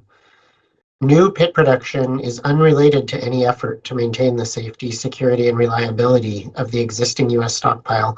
And worse, the 80 pit per year mandate is not even directly driven by the new weapons programs that these new pits are intended to supply. This is resulting in a crash program that, despite being years into development already, does not have a complete cost schedule or estimate. Moving quickly to achieve a production quota presents real risks, and these are some of the issues that a credible PEIS should address. First, how is the public being protected from worst-case accident scenarios? Prior leak path factor analyses for LANL involve unrealistic assumptions for potential off-site radiation exposure, and these are used to justify engineering controls, which are a critical part of facility safety. These need to be revisited for both facilities. How will the accident history at Los Alamos involving worker exposure to plutonium, fires, floods, and criticality safety be mitigated if these facilities reach full operational capacity? The PEIS should address the long-term plan for waste management, as we've heard others say as well, and as well as long-term disposal plans, including scenarios in which WIP is no longer available for long-term disposition. How will existing on-site contamination be remediated in parallel with pit production? That's key to address. Given the two-site approach being pursued for pit production, the PEIS should address contingencies that would require surge production at either facility and/or long-term outages at either facility, and the resulting impacts on the complex as a whole that would occur.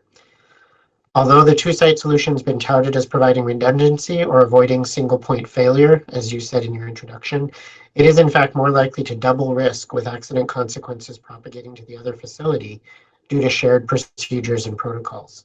And I'll point out there's very little redundancy in any other part of the nuclear complex. Finally, a credible PEIS will genuinely include the concerns of frontline communities, particularly the pueblos near Los Alamos and those communities that are downriver from Savannah River, who have not had their rightful opportunity to provide input on pit production plan. And that is in part because of the way that NNSA has wrapped pit production into supplemental analyses and addenda to the 2008 LANL EIS, for instance, and now as part of the no action alternative. This was arguably an abuse of the NEPA process, and I think the fact that the present PEIS had to be legally motivated speaks to that. I also want to state briefly for the record that I think the manner in which this hearing is being held online, with many people unable to provide comment because of the choice of platform, is potentially denying people the opportunity to provide comments as NEPA requires. The NNSA needs to adhere to Could NEPA wrap up your comments, requirements. please? Sorry. Thank you. The NNSA needs to adhere to NEPA requirements to demonstrate that safety is being prioritized for its workers, as well as the communities in which its facilities are hosted. Thank you. Thank you for your comment. Sharon Howard will be next, followed by Jay Coughlin and Priscilla Preston. Can you hear me? Yes. My name is Sharon Howard, SharonHoward. I live in the Orlando, Florida area. My question is, what is the need for expanded plutonium pit production? The USA has more than 15,000 plutonium pits in storage with reliable remaining lifespans of at least 60 years. The existing 15,000 pits are more than enough to meet congressional production requirements. The world has observed the massive destruction wrought by just 2 such weapons in Hiroshima and Nagasaki. The scale of utter destruction that 15,000 plutonium pit-triggered bombs will cause is unimaginable.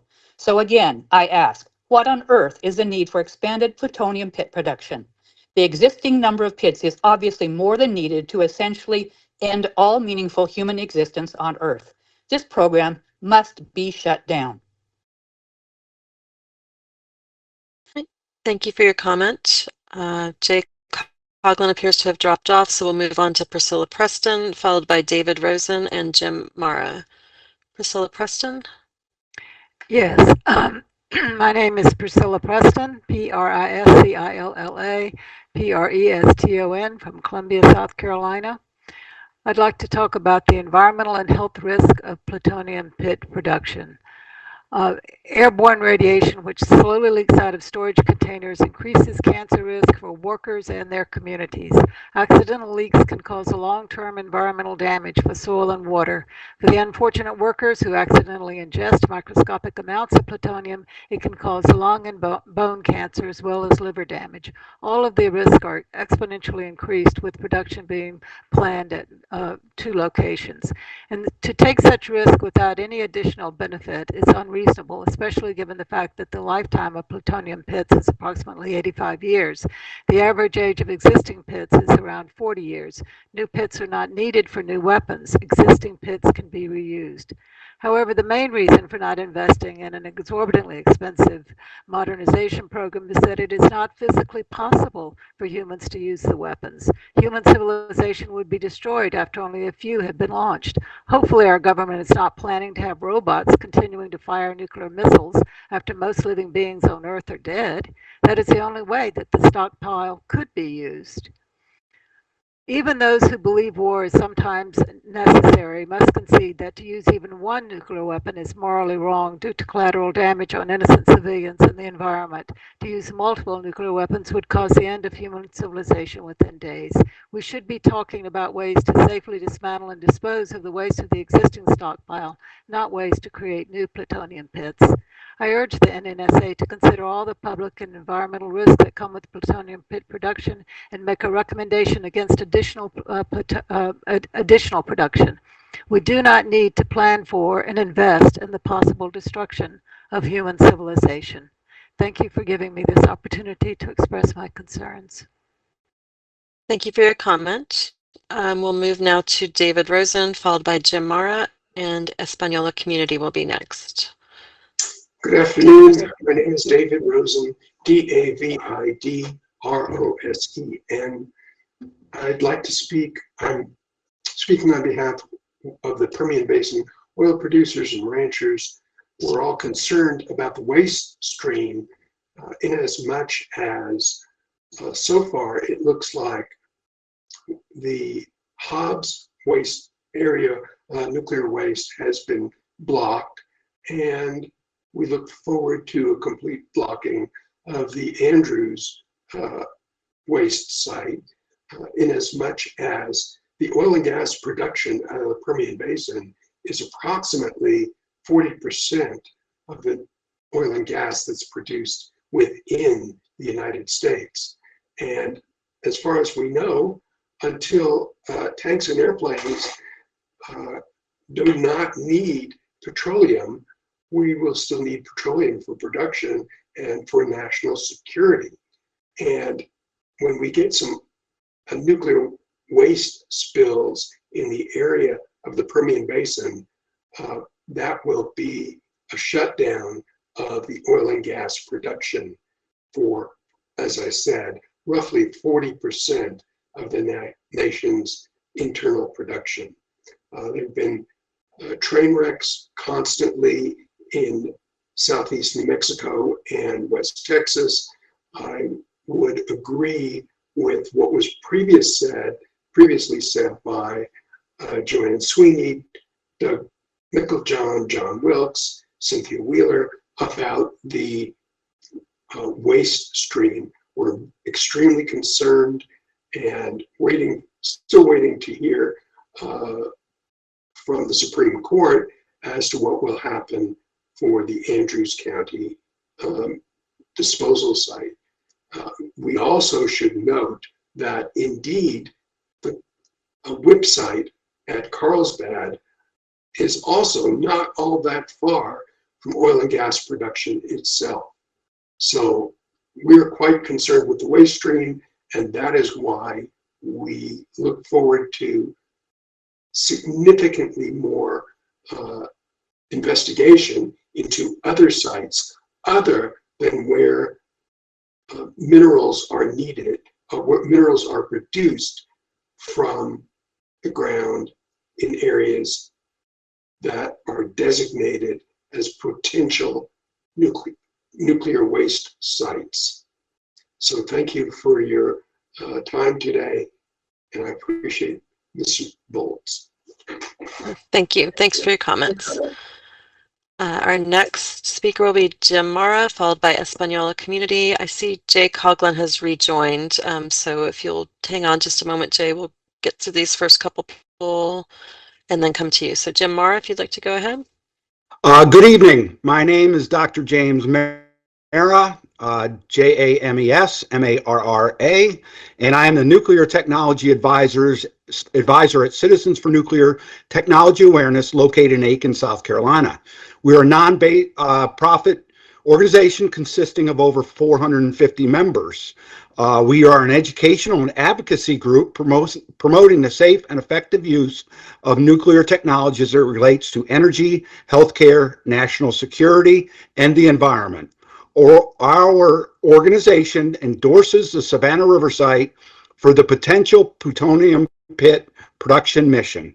We also look forward to providing comments on the PEIS for this vitally important mission. The nation's defense relies on a reliable nuclear deterrent. According to several recent nuclear posture reviews completed by the Department of Defense, the nuclear weapons deterrent will require modernization, including the manufacture of plutonium pits for use in these systems. The Savannah River site is ideally suited for the production mission. Starting with DuPont, SRS operations contractors have set the global standard for nuclear safety and security. SRS has demonstrated the ability to conduct production scale nuclear operations in a safe, secure, and environmental responsible manner. Opponents to siting a plutonium processing facility of SRS have indicated environmental concerns and waste management challenges. Waste associated with plutonium pit production do have established disposition paths as either low-level waste or transuranic waste. No additional high-level waste will be generated at SRS by siting of a pit production facility. SRS has been the leader in the DOE complex in environmental remediation and waste management. No one can argue with the successes that SRS has achieved in waste treatment and processing. These environmental cleanup efforts will continue under the direction of other skilled site workers. SRS continues as a production facility and will continue to be a key contributor to the defense of our country through the siting of a new pit production facility at SRS. Thank you very much for your attention. Thank you for your comment. We'll go to Española Community and then Jay Coughlin, and then Thoughts Out Loud will be the next speakers. Yes, hello. My name is Sharon Argenbright, SharonArgenBright, a registered nurse over 45 years, a retired Air Force nurse, and resident of Santa Fe County. Myself, my grandchildren, we live downwind of the WIP transport route 285. This is a demand for accountability of NNSA's nuclear deterrence at any cost group think and failure to complete the PEIS. I ask the PEIS include a true no action alternative. An example, no expanded pit production. Presently, my local hospital, situated downwind of Los Alamos National Lab, is adding on a stately sized, state-of-the-art cancer treatment facility. This industry bases expansion on predictions, on the demand for cancer treatment, for example, and the opportunity for profit. Please include the cost of cancer treatment in the PEIS.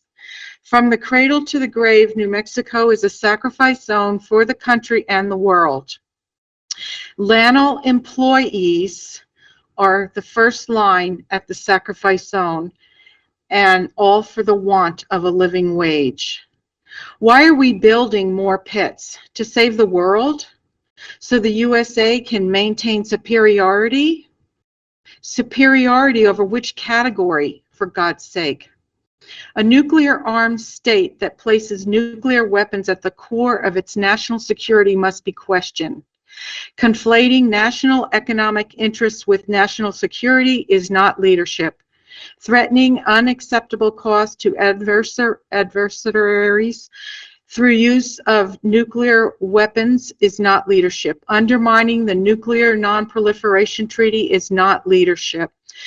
The proposition that nuclear weapons can be retained in perpetuity and never used accidentally or by decision defies credibility.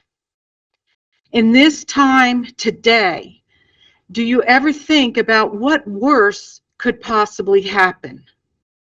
Can you bear to think of nukes being used unintentionally? And then what? Who will stop first? Alarming is the growing normalization of nuclear threats and the legitimization of nuclear proliferation. The only complete defense is the elimination of nuclear weapons and assurance that they will never be produced again. Australia 2016. We demand moving from the irrational fear-based ideology of deterrence to the rational fear of eventual nuclear weapon use, whether by accident or design. If you want peace, prepare for peace. Olaz Haslas Suleymanov, 1990. If you want peace, prepare for peace. Rationality, purposefulness, and security will lead to the elimination of nuclear weapons. The PEIS needs to include comments, please. every logical consequence of this situation. The people say no to the National Nuclear Security Agency nuclear deterrence at any cost group thinking. Thank you. Thank you for your comment. Jay Coughlin will be next, followed by Thoughts Out Loud, and then McKee Bradford. Okay, this is Jay Coughlin with Nuclear Watch New Mexico. That's JAY and COGHLAN. And my organization was one of the co-plaintiffs that forced this programmatic environmental impact statement. And I'll tell you what, next time we're going to require in-person meetings for scoping hearings. NNSA pulled a fast one on us with that, and I won't forget. So this is kind of bullshit having scoping meetings virtual right now with the problems with the microphone and all that. So anyway, next time. NNSA is quick to point out the statutory requirement for 80 pits per year. And after that, according to NNSA, everything else is foreordained. There can only be alternatives fulfilling that 80 pits per year. But since I'm a wannabe lawyer, I'd point out there's actually a higher law involved here, and that's Article 6 of the U.S. Constitution that explicitly states that international treaties are the supreme law of the land. So I would suggest that overrides the statutory requirement that comes from a Defense Authorization Act for 80 pits per year. There should, as many others have pointed out, there should indeed be a credible, genuine no-action alternative that is in alignment with the Non-Proliferation Treaty. The U.S. is not only a co-signature to that treaty, it was basically the main driver to that treaty back in 1970. So it's time for the United States to own up and begin to undertake practical steps towards what it promised to more than a half century ago, which is to enter into serious negotiations leading to disarmament. So that is what should be in this PEIS as a paramount scoping issue. Now, I'm just going to rattle off other scoping issues, but you can be sure we'll submit extensive comment. Pit reuse. There's 15,000 existing pits at least. This PEIS should rigorously examine the reuse of existing pits. There is no appreciable pit aging in terms of effects that we're seeing now that will affect weapons performance for the foreseeable future. This pit production should not proceed until there's a new pit life study, which I assert NNSA has intentionally avoided ever since 2006, when a pit life study said that pits last at least a century. Just rattling about 30 off seconds. Scoping issues. Waste isolation pilot plant.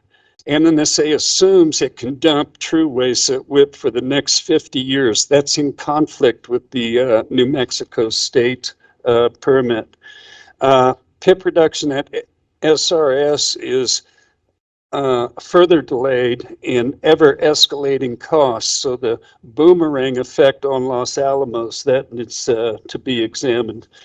Finally, I'll just close with this. NNSA has no credible cost estimates, never has, for its most expensive program ever, that being pit production. That's just not me saying it. That's the Government Accountability Office. So in this PEIS, NNSA should tabulate some credible cost estimates and offset that against everything else that's needed. But again, we'll be offering comprehensive comments. So thank you. Thanks for your comments. We'll move to Thoughts Out Loud, followed by McKee Bradford and Lori Johnston.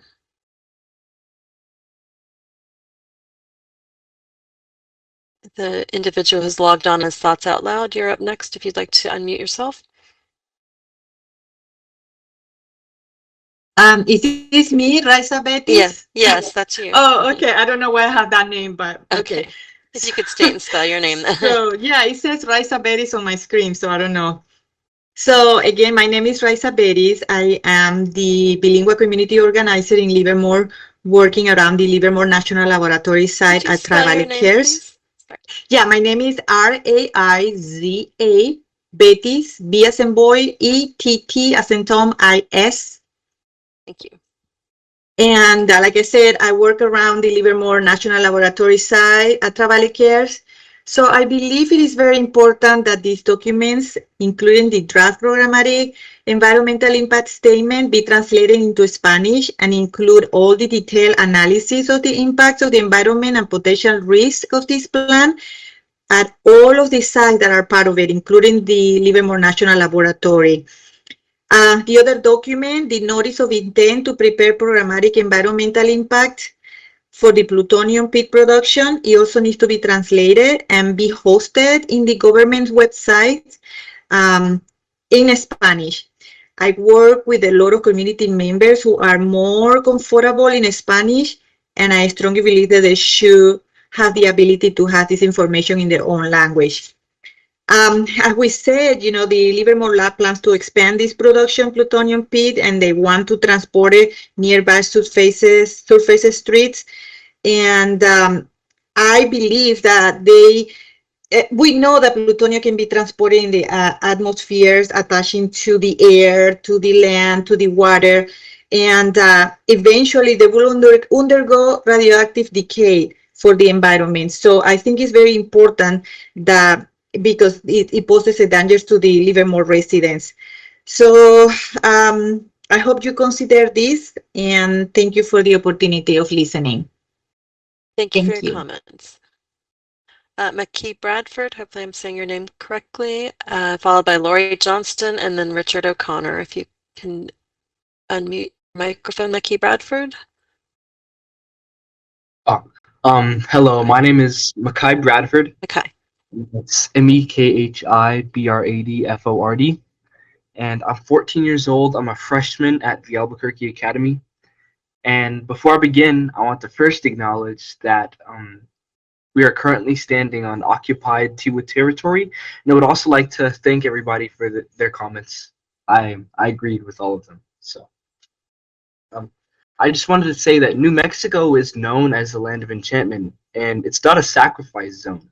So I urge the NNSA to please prioritize human life and human security over nuclear weapon profiteering. Okay. Would you like to add anything else? Oh, no, that was all. Okay, thank you for your comment. We'll move to Lori. Can you hear me? Lori Johnston.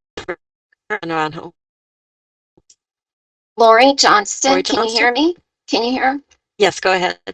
Okay, for Southeast Indigenous Peoples Center, thank y'all for organizing this dialogue. We also call the U.S. to implement Article 6 of its Constitution and hope that the U.S. can form a government to uphold it and the right to life of those it protects.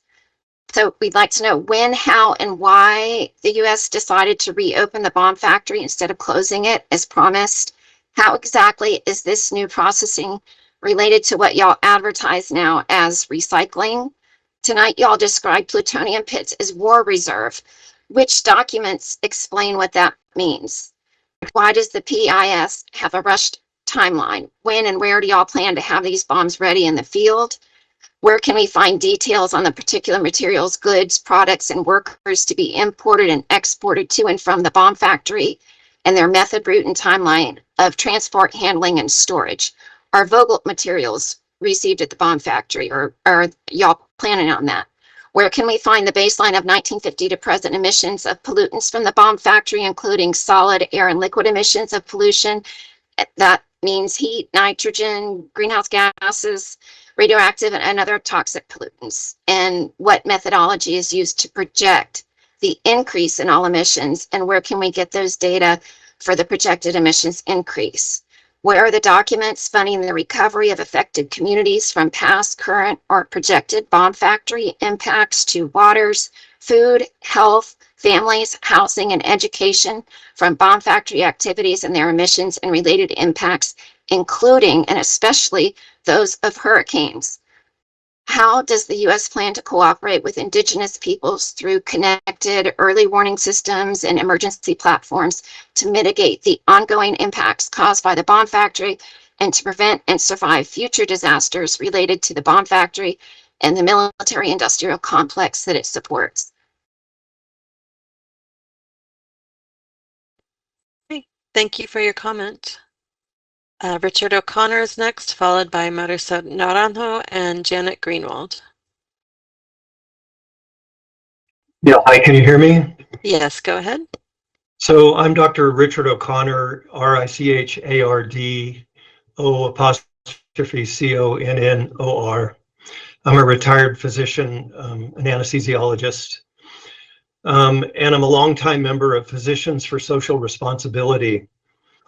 Currently, I'm serving as Montana's director for New Paradigm Institute. New Paradigm Institute is currently working with Congress, especially with members of the UAP caucus, to pass the UAP Disclosure Act that was first introduced and unanimously passed by the Senate.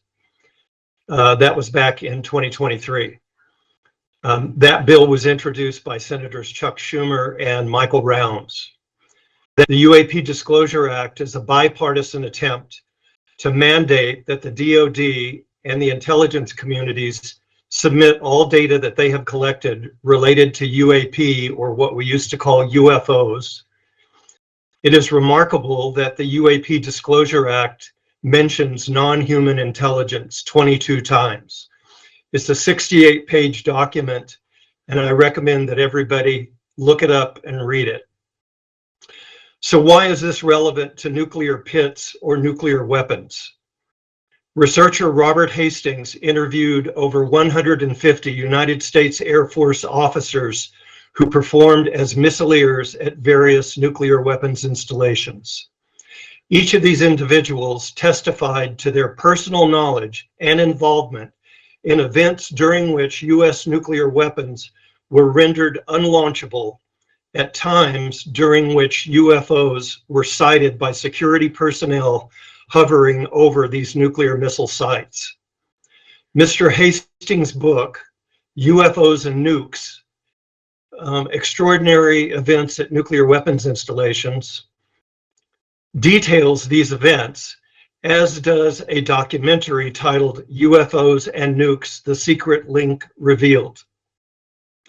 Luis Elizondo, who was the director of the ATIP program, which is the Advanced Aerospace Threat Identification Program inside the Pentagon, has publicly acknowledged the truth of these events. Jay Stratton, who directed the Pentagon's OSAP program, which is the Advanced Weapons Space Application Program, has publicly stated that his team was tasked with overseeing the reverse engineering of recovered alien craft. This is all to say that there is apparently a third party involved in the nuclear weapons controversy. They are evidently highly intelligent and very technologically advanced, and they appear to be concerned about our, and I put our in quotes, nuclear weapons, and appear to be weighing in on the question of whether our human family should continue to be trifling with nuclear weapons. About 30 I seconds. don't think we should. If you think all of this is nonsense, please watch the trailer of a new documentary titled The Age of Disclosure. You can find that trailer on YouTube. In it, you will hear 34 individuals presently holding or who previously held U.S. government security clearances who all assure us that there is a non-human intelligence engaging with this planet and with our nuclear weapons. If you don't think this is nonsense, please consider joining New Paradigm Institute. And if you live in Montana, please get in touch with me, Dr. Richard O'Connor, Montana Citizens for Disclosure. Thank you. Thanks for your comments. Marissa Naranjo, followed by Janet Greenwald, and then Betsy Rivard. Umbiakindi and Sangitiri, good afternoon, everybody. My name is Marissa Naranjo, speaking on behalf of Honor Our Pueblo Existence. It's a tribal nonprofit based in Santa Clara Pueblo, about 13 miles as the bird flies from Llano, which sits on our Pueblo traditional homelands. I'm from Santa Clara, and like many of our northern Pueblo communities, we continue to see the deep and lasting impacts Llano has had on our land, our water, and our health. As land-based people, the proposed expansion of plutonium pits is life-threatening to our tribal and local communities. There continues to be long-standing groundwater contamination issues that Llano hasn't completely addressed. They've released hazardous and radioactive substances, including chromium, petrochlorate, and tritium, into the environment for decades. Some plumes continue to migrate toward our aquifers that serve regional and tribal drinking water systems, all while our state faces a critical drought.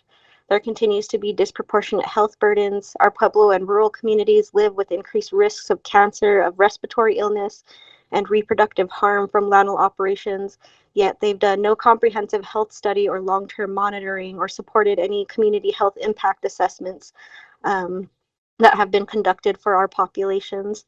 There's also been consistent lack of meaningful tribal consultation. The DOE and NNSA has repeatedly failed to engage in early government-to-government consultation with tribes on key issues. I also just want to note that this comment period comes amid multiple overlapping LANL proposals, including the LANL SWICE, the EPCU transmission line project, the tritium venting proposal by LANL, all of which make it almost impossible for our tribal governments to meaningfully participate in every ongoing process. The problem is compounded by recent federal funding cuts, which have destabilized many of our tribal environmental departments.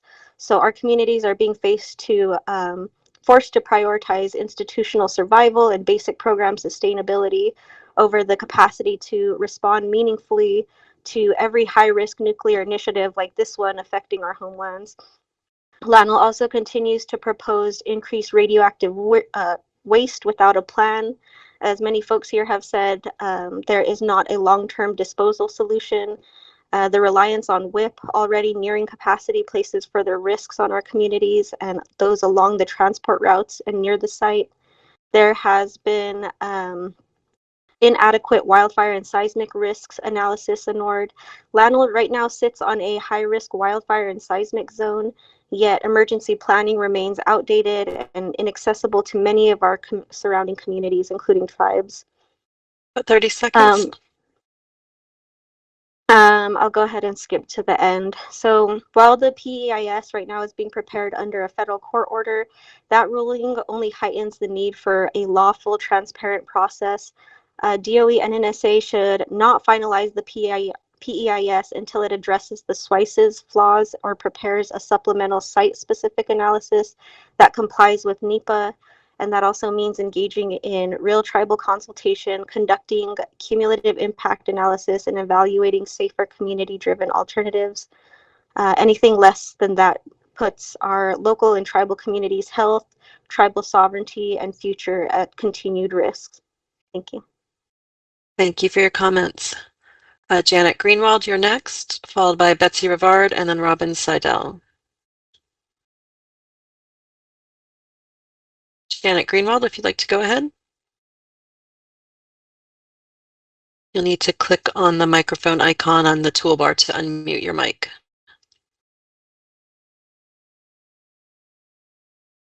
Okay, we'll move on to Betsy Rivard, followed by Robin Seidel, and then Leah Yannington. Betsy Rivard? Okay, can you hear me? Yes, go ahead. My name is Betsy, B-E-T-S-Y, Rivard, R-I-V-A-R-D, and I live in Atlanta. I'm part of Nuclear Watch South on the board, have been for several years. And I guess I'm really concerned with what would happen at Savannah Riverside. I think the project of making more pits, I know that there's already an approved plan to convert the MOX plant, which was one very big boondoggle. Nobody wanted to buy the MOX material, but so now they're trying to make lemonade out of that plant and produce plutonium pits, which we are still dealing with the leftover radioactive waste from the last time we had plutonium production. 35 million gallons right on the river in antique tanks, and there are 51 tanks, and they are working on closing them and emptying them. They've only succeeded in emptying 8 so far, and they plan to be finished by 2037. I don't think that works out mathematically, but anyway, that's the plan. And I agree with many of the past speakers that we don't really need to produce more pits. We have pits. There's no proof that the pits are really so degraded that they need to be replaced. And we are party to treaties through the UN that say that we are, we're the nuclear non-proliferation treaty, but and a lot of the rest of the world is also signed up for the UN Treaty on Prohibition of Nuclear Weapons. So I just think we can't use them. What is the point of making more? And I think we should clean up before we make more of a mess. You know, it's kind of like if you want to cook, you have to do the dishes too. So they need, you know, we need to put our effort into cleaning up the mess that's been left behind from previous projects. And there's no answer to, you know, is the waste going to be transported? What's going to happen to the waste? What do we know about the waste stream? Where will it go? How much is this going to cost? There's no discussion about the cost of this, and we're trying to, you know, our government now is trying to cut back expenses, and this is a really big expense and a boondoggle, in my opinion, and a dangerous one. So that's all I have to say. Thank you very much. Thank you for your comment. Janet Greenwald, I saw that you had unmuted your microphone if you'd like to unmute again, and then Robin Seidel and Leah Yannington will follow you. Hi. Hello, Can you go hear ahead. me? Yes. Yeah. I'm Janet Greenwald, JANETGREENWALD, and I'm coordinator of Citizens for Alternatives to Radioactive Dumping and a member of Los Alamos Downwind Neighbors. My family owns a small farm in the Dixon area. Dixon is a bedroom community for Los Alamos. I raised my children there, and the children that they grew up with that went on to work at Los Alamos. My children are in their 50s now. All of the friends that they had that worked at Los Alamos are dead now. I had some friends who were uranium miners, family. The grandmother who drove the truck from the mines to the mills died first in her 60s, and then the father of the family, who was a miner, died, I think he was in his 40s. Then the oldest son died in his early 30s, and then the youngest son died in his 20s. They were both born immune compromised. And then finally the mother died. I think personally that she died of a broken heart. There's a semi-famous author from Dixon, Stanley Crawford. He wrote about his life on his farm in Dixon. He lived off the land, and he died of 4 cancers.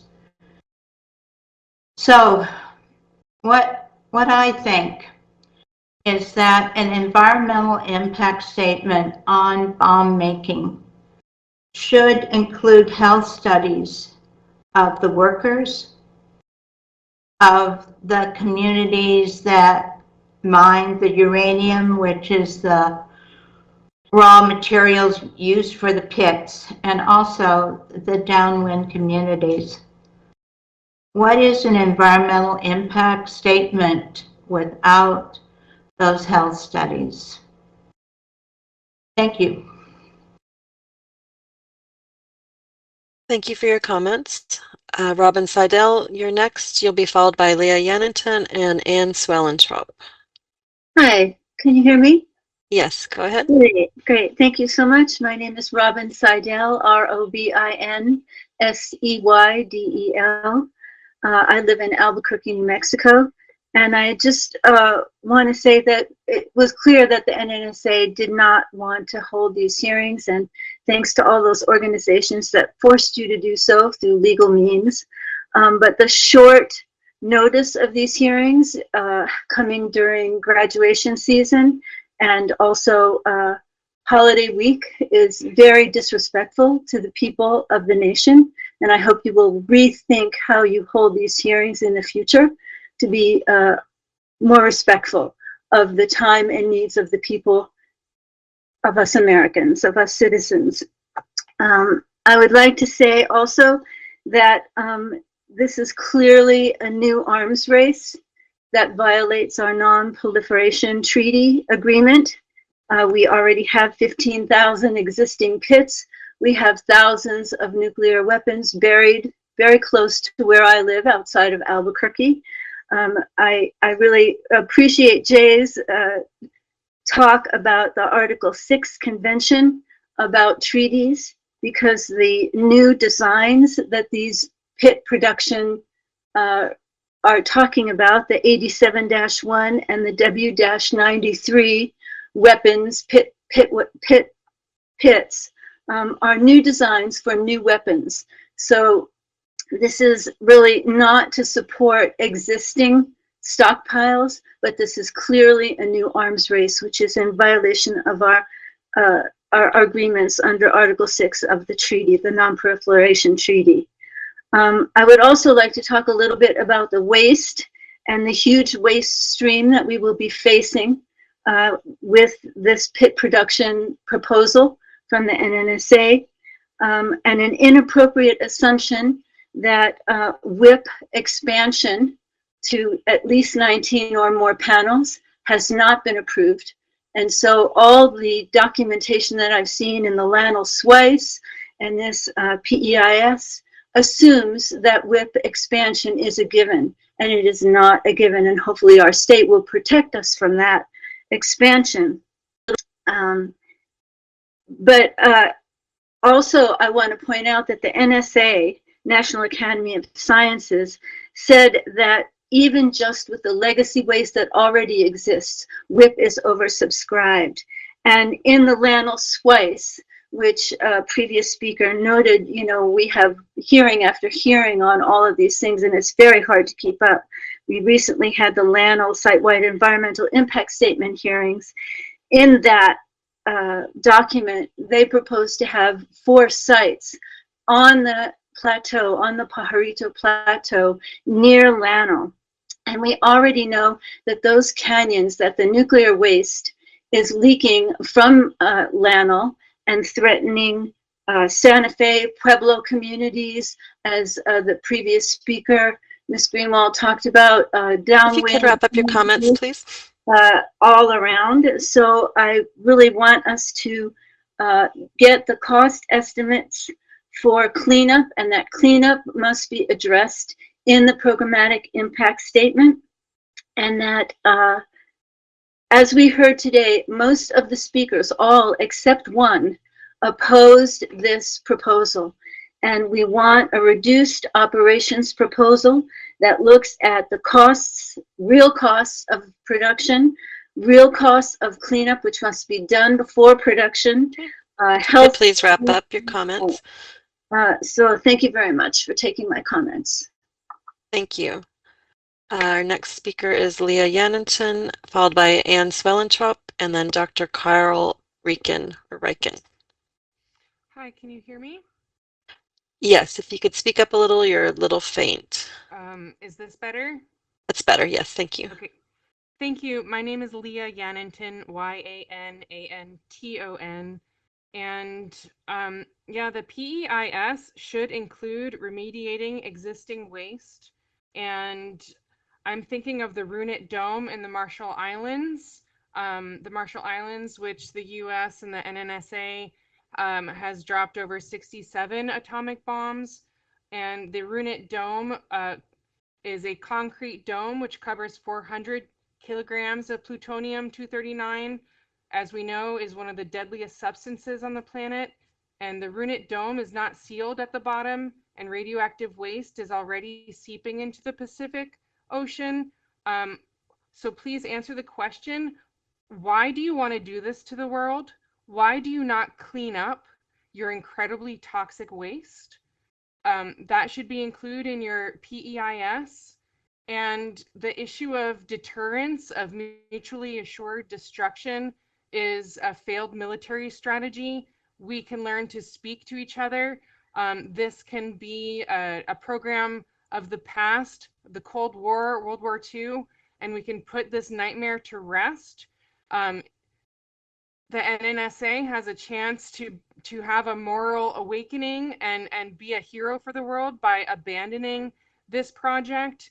And furthermore, I want to quote my late father-in-law, Ted Gillian, who is a combat artist. He was sent to Nagasaki in 1946, and he quotes Woodrow Wilson. When we went into the First World War, President Wilson said it was to make the world safe for democracy. And when it ended, he said, we all know that this was a commercial war. And on the morning of August 6th, at exactly 9:15 Japanese time, Hiroshima stood out under a clear blue sky, 1/10 of a millionth of a second later, a time imperceptible by any clock. It had been swallowed up by a cloud of swirling fire, as though it had never existed. The best watches made by man still registered 9:15. The bomb thus proved that efficiency of destruction is no solution to man's problems. And this is about war, right? Something of what they cost: 25 million mothers whose sons never came back. The PEIS must provide a detailed description and scope of Lawrence Livermore National Laboratory's role in the enterprise plutonium pit production, the quantities of plutonium planned to be shipped in and out of LN Livermore for plutonium pit related work over the scope of the proposed action and the potential impacts that could occur at Livermore from an accident or intentional act involving the plutonium. As per the 1970 Non-Proliferation Treaty, the official policy of the U.S. government is to pursue nuclear disarmament. How does expanded plutonium pit production comport with that? You could wrap up your comments, please. Please abandon this program. You're making everybody miserable. Nobody wants this. The world is on the verge of extinction. Wake up. World peace is possible. 1 in 5 American children are hungry. Do the right thing.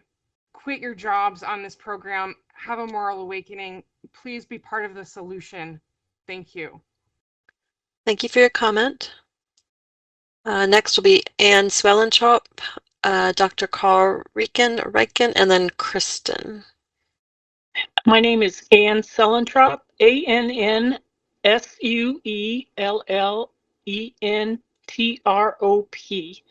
I'm a registered nurse, 45-year career as a pediatric nurse. I'm also a vice chair of PeaceWorks Kansas City, and on the board, the National Board of Physicians for Social Responsibility. We are very unhappy with this planned expansion of nuclear weapons. We wonder what is the rush to spend trillions of dollars of our tax money on weapons we supposedly will never use. This is just to the benefit of weapons makers and not of us people, which, this money would be better spent on their healthcare, education, housing, et cetera, et cetera. Kansas City is home to the nuclear bomb parts plant called the Kansas City National Security Campus, and the laboratory tables of the KSNSC say that it will be making parts for the enterprise pit production of plutonium modernization and pit disposition program. And we would like to know if there will be any radioactive substances shipped to or out of the Kansas City. There is a lack of transparency and accountability by NNSA. The NEPA process for the current doubling of our plant was very poor, very unannounced, very little public participation. And meanwhile, there's been protest after protest after protest over the decades against this plant. The old plant had radioactive substances, and many people died from cancer and other diseases at that plant. But yet and still, there's never been compensation for a lot of the people that worked there. Even the ones that didn't make nuclear weapons died. And so we demand better information, better transparency and accountability. The public has signed petitions, thousands and thousands of people signed petitions that we do not want any further development at Kansas City in the plant, but they are doubling it. And we would also ask that, that you pay attention to your conscience. The Pope has said these are immoral weapons. They are weapons of mass destruction. They could destroy all life on Earth, and they leave permanent contamination of the environment. Radioactive substances destroy DNA, and after a nuclear war, the 30 seconds, please. living would envy the dead. And Physicians for Social Responsibility is calling, for a prevention. That is the only cure. Thank you. Thank you for your comments. Next will be Dr. Carl Rieken, Kristen, and then a phone caller with the area code 505 and a number ending in 1847. So Dr. Carl Rieken, if you'd like to unmute your microphone.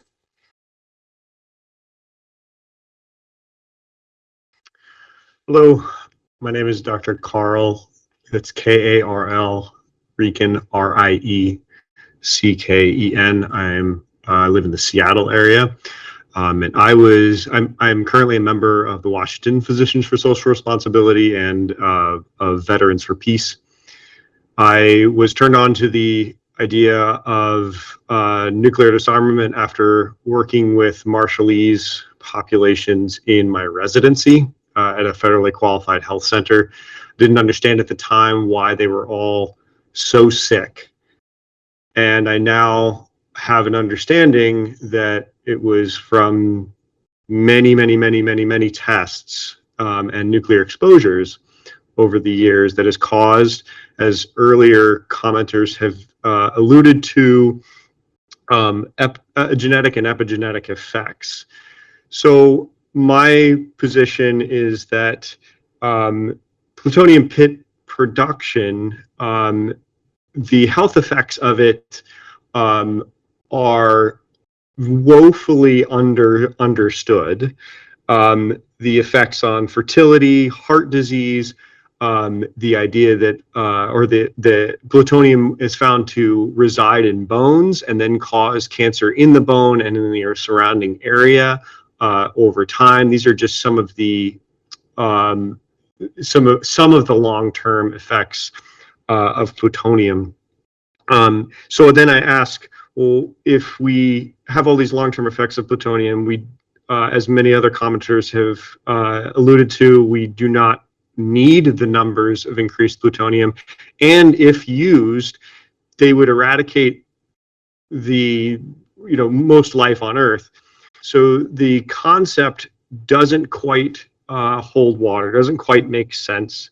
So I have very grave concerns overall about the increased production of plutonium, the increased exposure of marginalized communities, and then the long-term consequences of having these available to use in weapons, even if never used, but then if used, will inevitably result in the end of life as we know it.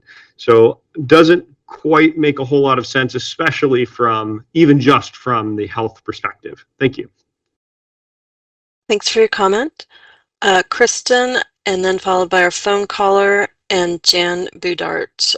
Just as a reminder, we're only taking one round of comments from people today. I do see someone that spoke before has their hand raised again, so just want to let you know we won't be taking a second round. We will have a meeting tomorrow evening, and I'll go over the other ways to submit comments in just a few minutes.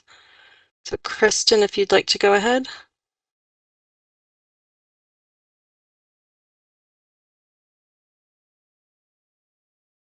Yep. Oh, there you go. There you go. Yes, go ahead. Good. Okay.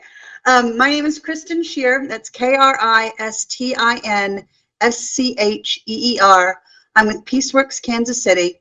We've been in opposition to the expansion of the National Security Campus here in Kansas City, otherwise known as the nuclear bomb parts plant. I'd like to go on record opposing the expansion of plutonium pit production. So much harm has come to biological life and the environment due to the toxic byproducts of these efforts to this point in time. We simply cannot afford more damage. The toxic material we already have is so dangerous, it cannot be truly handled safely. Indeed, past harm is not being addressed responsibly. It's pure folly to imagine that we can.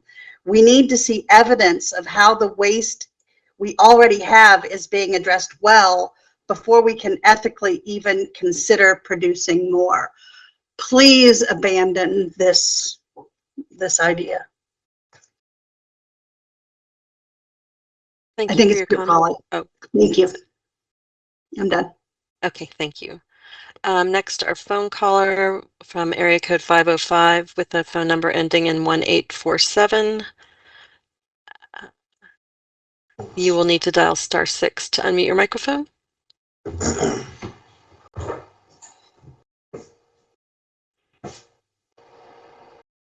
Okay, go ahead. I think you're unmuted. If you could state your name and spell it along with any affiliation. My name is Beata Sosi, Beata, last name Tsosie.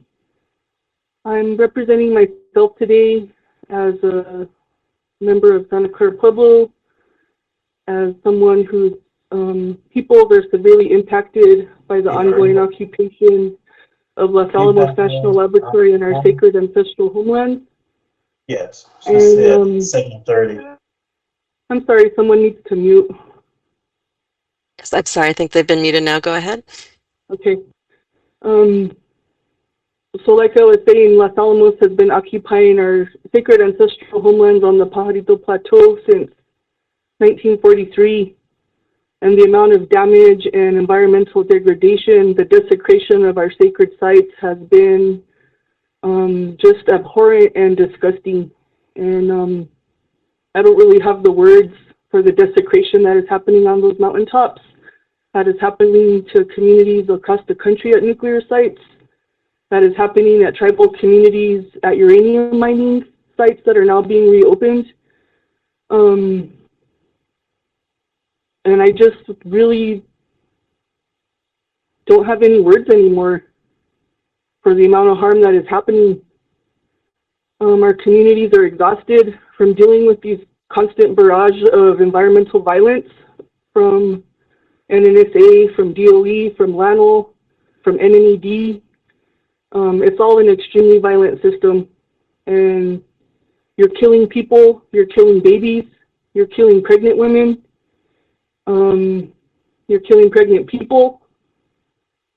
There's nothing in this PEIS that justifies the need for increased pits. I've been blessed to be with women from my community who successfully dropped the pit production to 20 a year through mobilizing the community, and now to hear like the expansion that's being proposed. How is that a no action alternative? How are we given 3 alternatives that are very active, but yet we have to just pick one of them, pick which death we want for our people and our lands? Our aquifer is contaminated, our skies are contaminated. We're dealing with proposed tritium venting, which can cross placental boundaries. We're dealing with transport through our lands with no emergency response. We're dealing with environmental departments that are severely under-resourced for any kind of nuclear disaster. And we're dealing with the U.S. breaking its own law of the Non-Proliferation Treaty for nuclear disarmament. You have about 30 seconds, so please. There's nothing that can come out of the proposed alternatives that our people want or need, or that the planet needs. And this process is just really frustrating. I stayed trying to get on this meeting for 45 minutes because I couldn't connect to Microsoft Teams.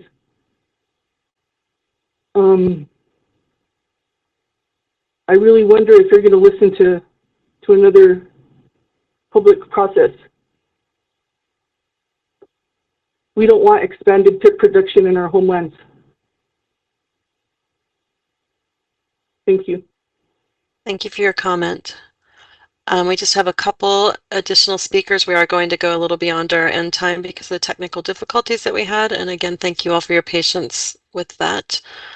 Jan Budart is next, Scott Kovac, and then our last speaker will be Caitlin.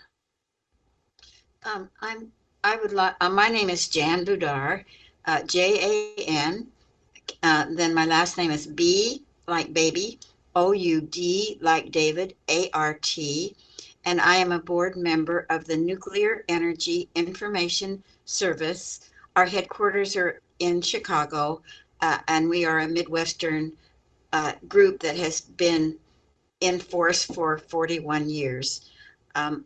So I was going to ask, please, if we could have the correct name of the young Indigenous woman who spoke, but it was so long ago now that I guess we've lost her name, and so I've gotten so many ideas just listening. I believe the colonization of the indigenous lands in the United States is a sin and a crime. And I wanted to bring out one statistic. My friend Leona Morgan, who is Dene, a group that we call Navajo, mentioned that 500 Dene died from COVID during the pandemic. And that was the largest percentage of any demographic in the United States. And I was knocked out by that because I thought there were millions who died.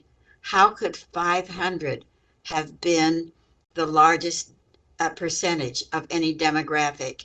And the answer is, what happened to the Navajo? Where are they? Why is it that only 500 of them were the largest demographic? Because they are not there.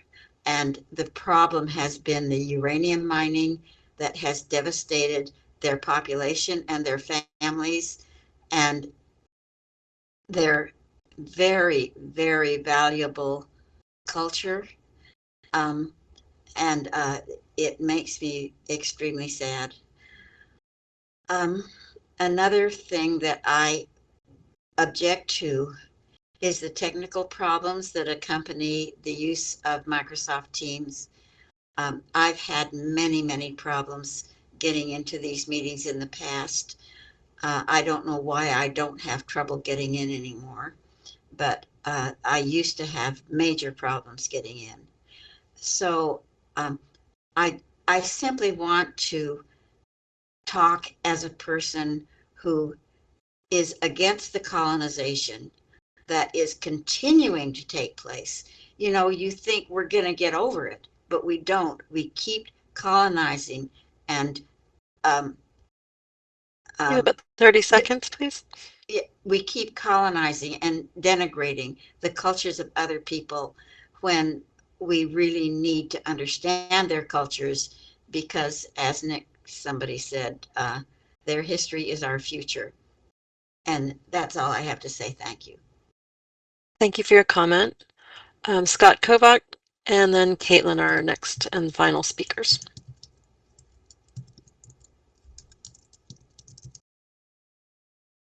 Scott, you'll need to click on the microphone to unmute yourself, and that's in the, there you go. All right, thank you. My name is Scott Kovac. I'm with Nuclear Watch New Mexico here in Santa Fe. I want to thank you for this opportunity to give some comments. Nuclear Watch New Mexico is opposed to all pit production, and just need to say that up front. And meanwhile, your map in your presentation shows 8 nuclear weapons complex sites and plus DC headquarters. All these sites in this PEIS must be analyzed. All those 8 sites must be analyzed. This is particularly true of the Pantex site in Texas. Pantex assembles the warheads and will be directly impacted by 80 pits a year. And so it must be analyzed, that impact to them and the transportation routes and all the trucking or airplanes or whatever going to and from Pantech site must be analyzed. And as it was stated by others earlier tonight, the impacts to the waste isolation pilot plant must be analyzed too, because WIP is already oversubscribed, and the amount of plutonium pits that will, the waste from the plutonium pits needs to be figured out what that impact is on WIP. The impacts of not cleaning up, because the impacts of not cleaning up the weapons sites, the old production sites, because the money is spent on the new pit production, must be analyzed. And the impacts of the health impacts of not cleaning up because the money is spent on pit production must also be analyzed. Thank you. Thank you for your comments. Caitlin, you'll be our final speaker. And just for Sharon Argenbright, Española community, we aren't taking a second round of comments this evening. I see your hand is raised, so just wanted to let you know. Caitlin, please go ahead. Thank you. I also just want to say that I'm actually with Española community, okay. And there's multiple people here that want to speak, and so we should just be mindful of that. More teams, comments, and disapproval of teams. So my name is Caitlin Bryson. It's spelled Kaitlin. Last name Bryson, Bryson.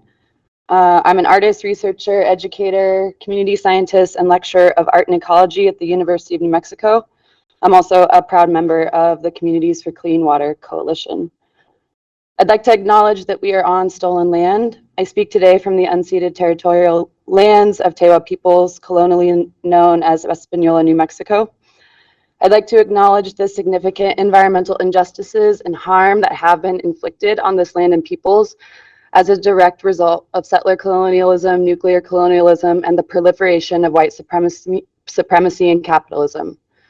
Further, I would like to acknowledge that these public hearing efforts are superficial unless the stories and concerns you hear during this time are actually put into practice. In addition, addressing the principles and actions of restorative justice must be the primary methodology towards restoration and repair.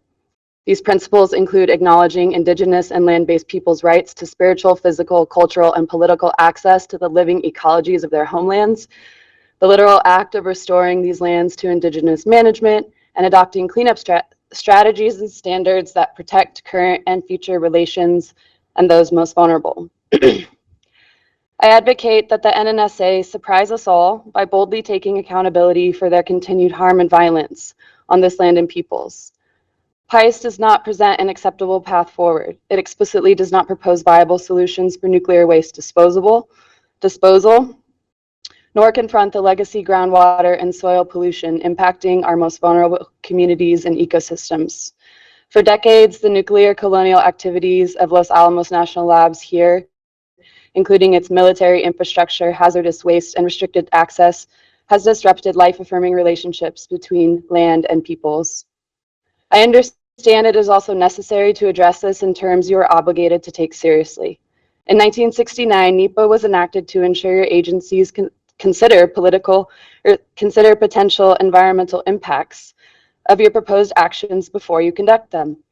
As defined in NEPA, the term environment includes, quote, the life support system of our nation and all of Earth, the system of interactions of people with air, water, land, and living organisms that comprise the biosphere, the interactions of those elements in our world capable of sustaining life, end quote. Within the emergencies of the climate crisis and socio-political crises that you accelerate, it is important now more than ever that your agencies and activities adapt, like you have forced so many others to do, by stopping plutonium pit production and taking responsibilities for your actions. That's all. Thank you for your comments. Yeah. And that is everyone who has indicated they'd like to make a comment this evening. We'd like to thank everyone again for their participation and comments, and again appreciate your patience as we work through the technical difficulties earlier. Please note that you may continue to submit comments on the scope of the PEIS until the comment period closes on July 14th, 2025. And again, you can submit comments by email to PEIS, that's PITPEIS, at nnsa.doe.gov. This is the preferred method, or by postal mail to Jade Fortner, PIT PEIS Comments, NNSA Office of PIT Production Modernization at 1000 Independence Avenue Southwest, Washington, D.C. 20585. This concludes the scoping meeting for the PIT Production PEIS, and there will be a second scoping meeting tomorrow at 7:00 p.m. Eastern Time, 5:00 p.m. Mountain Time. This meeting is adjourned at 7:48 p.m. Eastern Time. Thank you again for attending tonight's meeting.